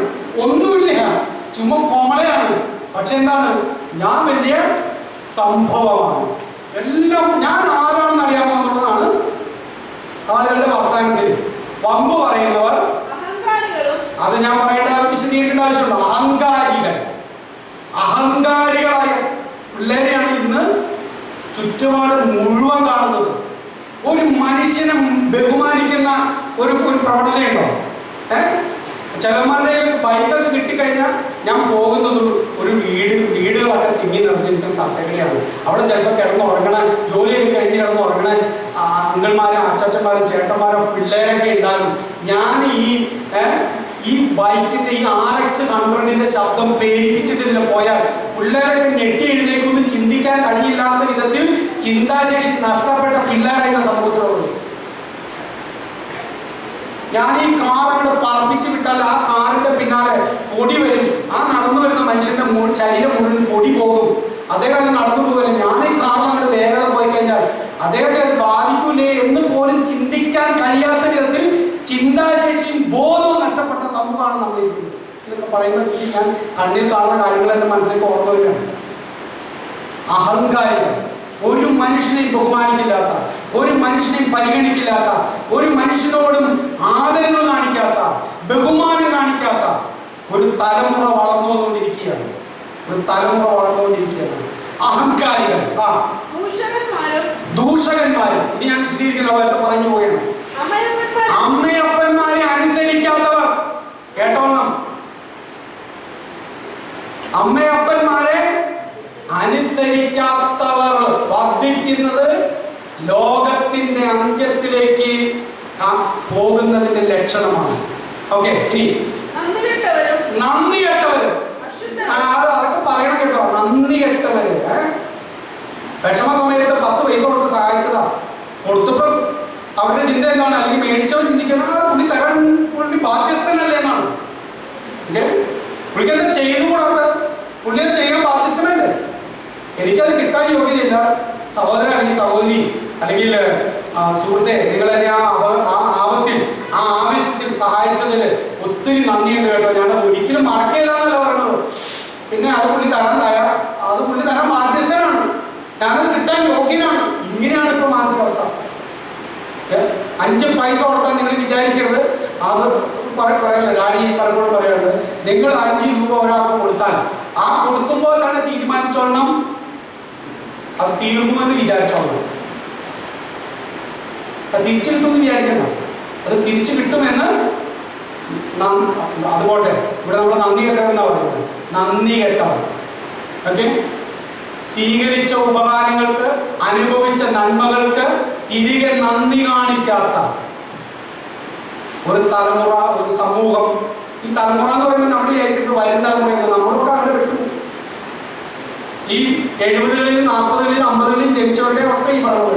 അവരിപ്പോഴും ജീവിച്ചിരിക്കണ്ടല്ലോ, അവരുടെ കൂടെ അവസ്ഥ പറഞ്ഞത്. നിങ്ങൾ വിചാരിക്കരുത് 90ലും 2000ലും ജനിച്ച പിള്ളേരുടെ മാത്രം കാര്യമാണ്. അല്ല, നമ്മളെല്ലാം അങ്ങോട്ട് നോക്കിയാണ് പറഞ്ഞത്. നമ്മുടെ അവസ്ഥ ഇതൊക്കെ തന്നെയാണ്. 70കളിലും 50കളിലും 40കളിലും ജനിച്ചവരും ഇങ്ങനെ തന്നെയായി മാറി. പണ്ട് നമ്മൾ അങ്ങനെ അല്ലായിരുന്നു, പക്ഷെ ഇപ്പം നമ്മൾ അങ്ങനെയായി. നന്ദി കെട്ടവർ. അതുകൊണ്ട് ഓർക്കണം, ലെറ്റ്സ് ബി താങ്ക്ഫുൾ. നമ്മൾ നന്ദിയുള്ളവരായിരിക്കണം. ഇതിന്റെ ഓപ്പോസിറ്റാണ് നമുക്ക് ഉണ്ടാകേണ്ടതെന്നാണ് പറഞ്ഞു വരുന്നത്. ഇതൊന്നും നമ്മളെ ബാധിക്കരുത്. നന്ദി കെട്ടവരും അശുദ്ധർ. ഈ ഹോളി, ഗുഡ്, നന്മ എന്ന് പറയുന്ന സാധനങ്ങളൊന്നും ഇല്ലാണ്ടായി. ഓക്കെ, അതിനൊക്കെ അവർ പറയുന്ന വാക്കാണ്. അതൊക്കെ റിലേറ്റിവിസ്റ്റ് ആണ് എന്ന് പറഞ്ഞു കഴിഞ്ഞാൽ ഇതൊക്കെ എന്താ പറയുക, അതിനൊക്കെ എന്താ പറയുക, ഇതൊക്കെ ഓരോരുത്തരും തീരുമാനിക്കുന്നതല്ലേ എന്നുള്ള ചിന്തയിലേക്ക് പോവുകയാണ്. ഈ ശരിയും തെറ്റും ആരെ തീരുമാനിക്കണേ എന്നൊരു ചോദ്യം. നിങ്ങൾക്കുള്ള ശരി എന്റെ ശരിയാകണമെന്നില്ല, എന്റെ തെറ്റ് നിങ്ങളുടെ തെറ്റാകണമെന്ന് നിർബന്ധമൊന്നുമില്ല. അപ്പൊ നമ്മളെല്ലാവരും ശരിയാണ്, എല്ലാവരും തെറ്റാണ്. അങ്ങനെ ഒരു സിറ്റുവേഷൻ ഉണ്ട് ഇവിടെ. അങ്ങനെ ഒരു സംവിധാനം ഉണ്ട് ഇവിടെ. പിന്നെ പോലീസ് സ്റ്റേഷനൊക്കെ ഇങ്ങനെ തിരിച്ചുവിടാം. പോലീസ് സ്റ്റേഷൻ നാളെ മുതൽ പോലീസ് സ്റ്റേഷൻ ഇല്ല. ഓക്കെ, കോടതി വേണ്ട, ഇവിടെ ഭരണഘടനയും വേണ്ട. അപ്പൊ അങ്ങനെ ഒരു സംഭവം ഇല്ല. പക്ഷെ ആ പ്രവണതയാണ്. ഓക്കെ, അപ്പോൾ എന്താ ഇപ്പൊ വായിച്ചത് നമ്മള്? അശുദ്ധർ എന്ന് പറഞ്ഞു കഴിഞ്ഞാൽ അത് വേദപുസ്തകത്തിന്റെ ഭാഷയാണ്. ശുദ്ധിയില്ലാതെ ആയിരുന്നു. നമുക്ക് വേഗം അവസാനിപ്പിക്കാം. വാത്സല്യമില്ലാത്തത്. കൊച്ചിന്റെ കാര്യം ആലോചിച്ചാൽ ഒരു കൊച്ചിനെ നിങ്ങളെ, ആ കൊച്ചു ഒരു തെറ്റും ചെയ്തല്ല, ആ കൊച്ചു വെറുതെ അതിനെ പിടിച്ചു കൊന്നേക്കും. കുഞ്ഞുങ്ങളോട് വാത്സല്യമില്ല, മുതിർന്നവരോട് വാത്സല്യമില്ല, അശരണരോട് വാത്സല്യം. ഒരു വാത്സല്യത്തിന്റെ കണികകൾ ഇന്ന് കാണാനില്ല. സ്നേഹത്തിന്റെ തലോടലുകൾ ഇന്നില്ല. ക്ഷമിക്കുന്നതിന്റെയും സഹിക്കുന്നതിന്റെയും ഒന്നും ലക്ഷണങ്ങൾ ആളുകളിൽ ഇല്ലാതെയായിക്കൊണ്ടിരിക്കുന്നു. വാത്സല്യമില്ലാത്തവരും ഇണങ്ങാത്തവരും. എത്ര ഇണങ്ങാൻ ചെന്നാലും ശരി അടുക്കില്ല. ഇണങ്ങാത്തവർ എന്തൊക്കെ നീ ക്ഷമ പറഞ്ഞാലും ശരി, സോറി 10 പ്രാവശ്യം കാലിലും എന്ന് പറഞ്ഞാലും ശരി, ഇണങ്ങില്ല. അവിടെ എന്താ ഇത്രയൊക്കെ ഉള്ളൂ. ഓക്കെ, ഇണങ്ങാത്തവരും ഏഷണിക്കാരും. അതൊക്കെ വിശദീകരിക്കാതെ എല്ലാവർക്കും അറിയാവുന്ന കാര്യമാണ്. അജിതേന്ദ്രിയന്മാർ എന്ന് പറഞ്ഞാൽ എന്താ? ഇന്ദ്രിയങ്ങളെ ജയിക്കാൻ കഴിയില്ലാത്തവർ. ഓക്കെ, ശരീരത്തെ നിയന്ത്രിക്കാൻ കഴിയില്ലാത്തവർ, ഇച്ഛകളെ നിയന്ത്രിക്കാൻ കഴിയില്ലാത്തവർ, നോട്ടത്തെയും ചിന്തകളെയും കണ്ണിനെയും സംസാരത്തെയും ശരീരത്തെയും ഒന്നും നിയന്ത്രിക്കാൻ കഴിയില്ലാത്ത ഒരു സമൂഹം. ഉഗ്രന്മാരും സൽഗുണദ്വേഷികൾ എന്ന് പറഞ്ഞാൽ എല്ലാ ഗുണത്തെയും അവർ വെറുക്കുകയാണ്. നിങ്ങൾ കണ്ടിട്ടില്ലേ? ഞാൻ ഈ ഏതോ ചില നിങ്ങൾ യൂട്യൂബിൽ നോക്കി, ഇപ്പൊ എനിക്കത് കാണുന്നില്ല അധികം കാര്യമായിട്ട്. ഈ ലൈക്ക് ആൻഡ് ഡിസ്ലൈക്ക് ബട്ടൺ ഉണ്ട് അല്ലേ? ചില പാട്ടുകളൊക്കെ വെറുതെ ഡിസ്ലൈക്ക് ചെയ്തേക്കുന്നവരുണ്ട്. നമ്മൾ ഈ പാട്ടിനും ഡിസ്ലൈക്കോ? നിങ്ങൾ ശ്രദ്ധിച്ചിട്ടുണ്ടാകുന്നത് 1000കണക്കിന് ആളുകൾ ഇങ്ങനെ തംസപ്പ് കാണിക്കുമ്പോൾ ഒരു 19 ഇങ്ങനെയാണ് ചെയ്യുന്നത്. നമ്മളിത് ഉലങ്കോഷമായിട്ട് ചിന്തിച്ചാൽ പോലും ഈ പാട്ടിൽ എന്ത് ദോഷമാണ്? ക്രിസ്തീയ പാട്ടുകളുടെ കാര്യം തന്നെ പറഞ്ഞത്. സൽഗുണദ്വേഷികൾ എന്ന് പറഞ്ഞു കഴിഞ്ഞാൽ എല്ലാ ഗുണത്തെയും അവരെന്ത് ചെയ്യും, എല്ലാ നല്ല കാര്യത്തെയും അവർ കുറ്റം തന്നെയാണ്. ഓക്കെ, ഒരു നല്ല കാര്യം ചെയ്ത് കണ്ടാലും അവർ പറയുന്നത് അതൊന്നും ശരിയല്ല, അതൊക്കെ തെറ്റാണ്, അതിനൊന്നും സപ്പോർട്ടില്ല. ഓക്കെ, സൽഗുണദ്വേഷികളും ദ്രോഹികളും ദാർഷ്ട്യക്കാരും എന്താണ് നിഗളികളുമായി ദൈവപ്രിയം ഇല്ലാതെ ഭോഗപ്രിയരായി ഭക്തിയുടെ വേഷം ധരിച്ച് അതിന്റെ ശക്തി കണ്ട നല്ല മിടുക്കനാണ്. പക്ഷെ അതൊക്കെ ഒരു വേഷപ്രച്ഛന്നം മാത്രമാണ്. ഞാൻ ഇതൊന്നും പോകുന്നില്ല. അപ്പൊ ഞാൻ പറഞ്ഞു പോകുന്നത് നിയമരാഹിത്യത്തിന്റെ വളർച്ച ഇവിടെ വർദ്ധിക്കാൻ പോവുകയാണ്. വേദപുസ്തകം ഇത് പറയുമ്പോൾ 21ാം നൂറ്റാണ്ടിലെ ജനത്തെ ഇങ്ങനെ വിലയിരുത്തിക്കൊണ്ട് പറഞ്ഞതല്ല, പക്ഷെ ഇങ്ങനെയാണ് സംഭവിക്കാൻ പോകുന്നതെന്നുള്ള ദൈവിക വെളിപ്പാടുകൾ അപ്പോസ്തലന്മാർക്ക് ഉണ്ടാകുകയും അത് നമുക്ക് രേഖപ്പെടുത്തി തരികയും അതാത് കാലഘട്ടങ്ങളിൽ ജീവിക്കുന്നവരോട് മുന്നറിയിപ്പായിട്ട് ഇതൊക്കെ നിങ്ങൾ കാണുക, മനസ്സിലാക്കുക, നിങ്ങളെ തന്നെ ഈ തിന്മകൾ ബാധിക്കാത്ത വിധത്തിൽ ജീവിക്കുക, ക്രിസ്തുവിന്റെ വരവിന് വേണ്ടി നാം ഒരുങ്ങുക, സ്വയം ഒരുങ്ങുക, മറ്റുള്ളവരെ ഒരുക്കുക, സഭ ഉണരുക എന്നുള്ളതാണ് വേദപുസ്തകം പറയുന്നത്. എന്റെ വാക്കുകൾ അവസാനിപ്പിക്കുകയാണ്. പ്രിയപ്പെട്ടവരെ, നമ്മുടെ കർത്താവിന്റെ വരവ് ആസന്നമായിരിക്കുകയാണ്. വേദപുസ്തകം നിങ്ങൾ വായിക്കുക, വേദപുസ്തകം നിങ്ങൾ കാണുക, അതിലെ യാഥാർത്ഥ്യങ്ങൾ തിരിച്ചറിയുക, ക്രിസ്തുവിന്റെ വരവിന് വേണ്ടി ഒരുങ്ങുക. The Lord is coming soon. So let's get ready.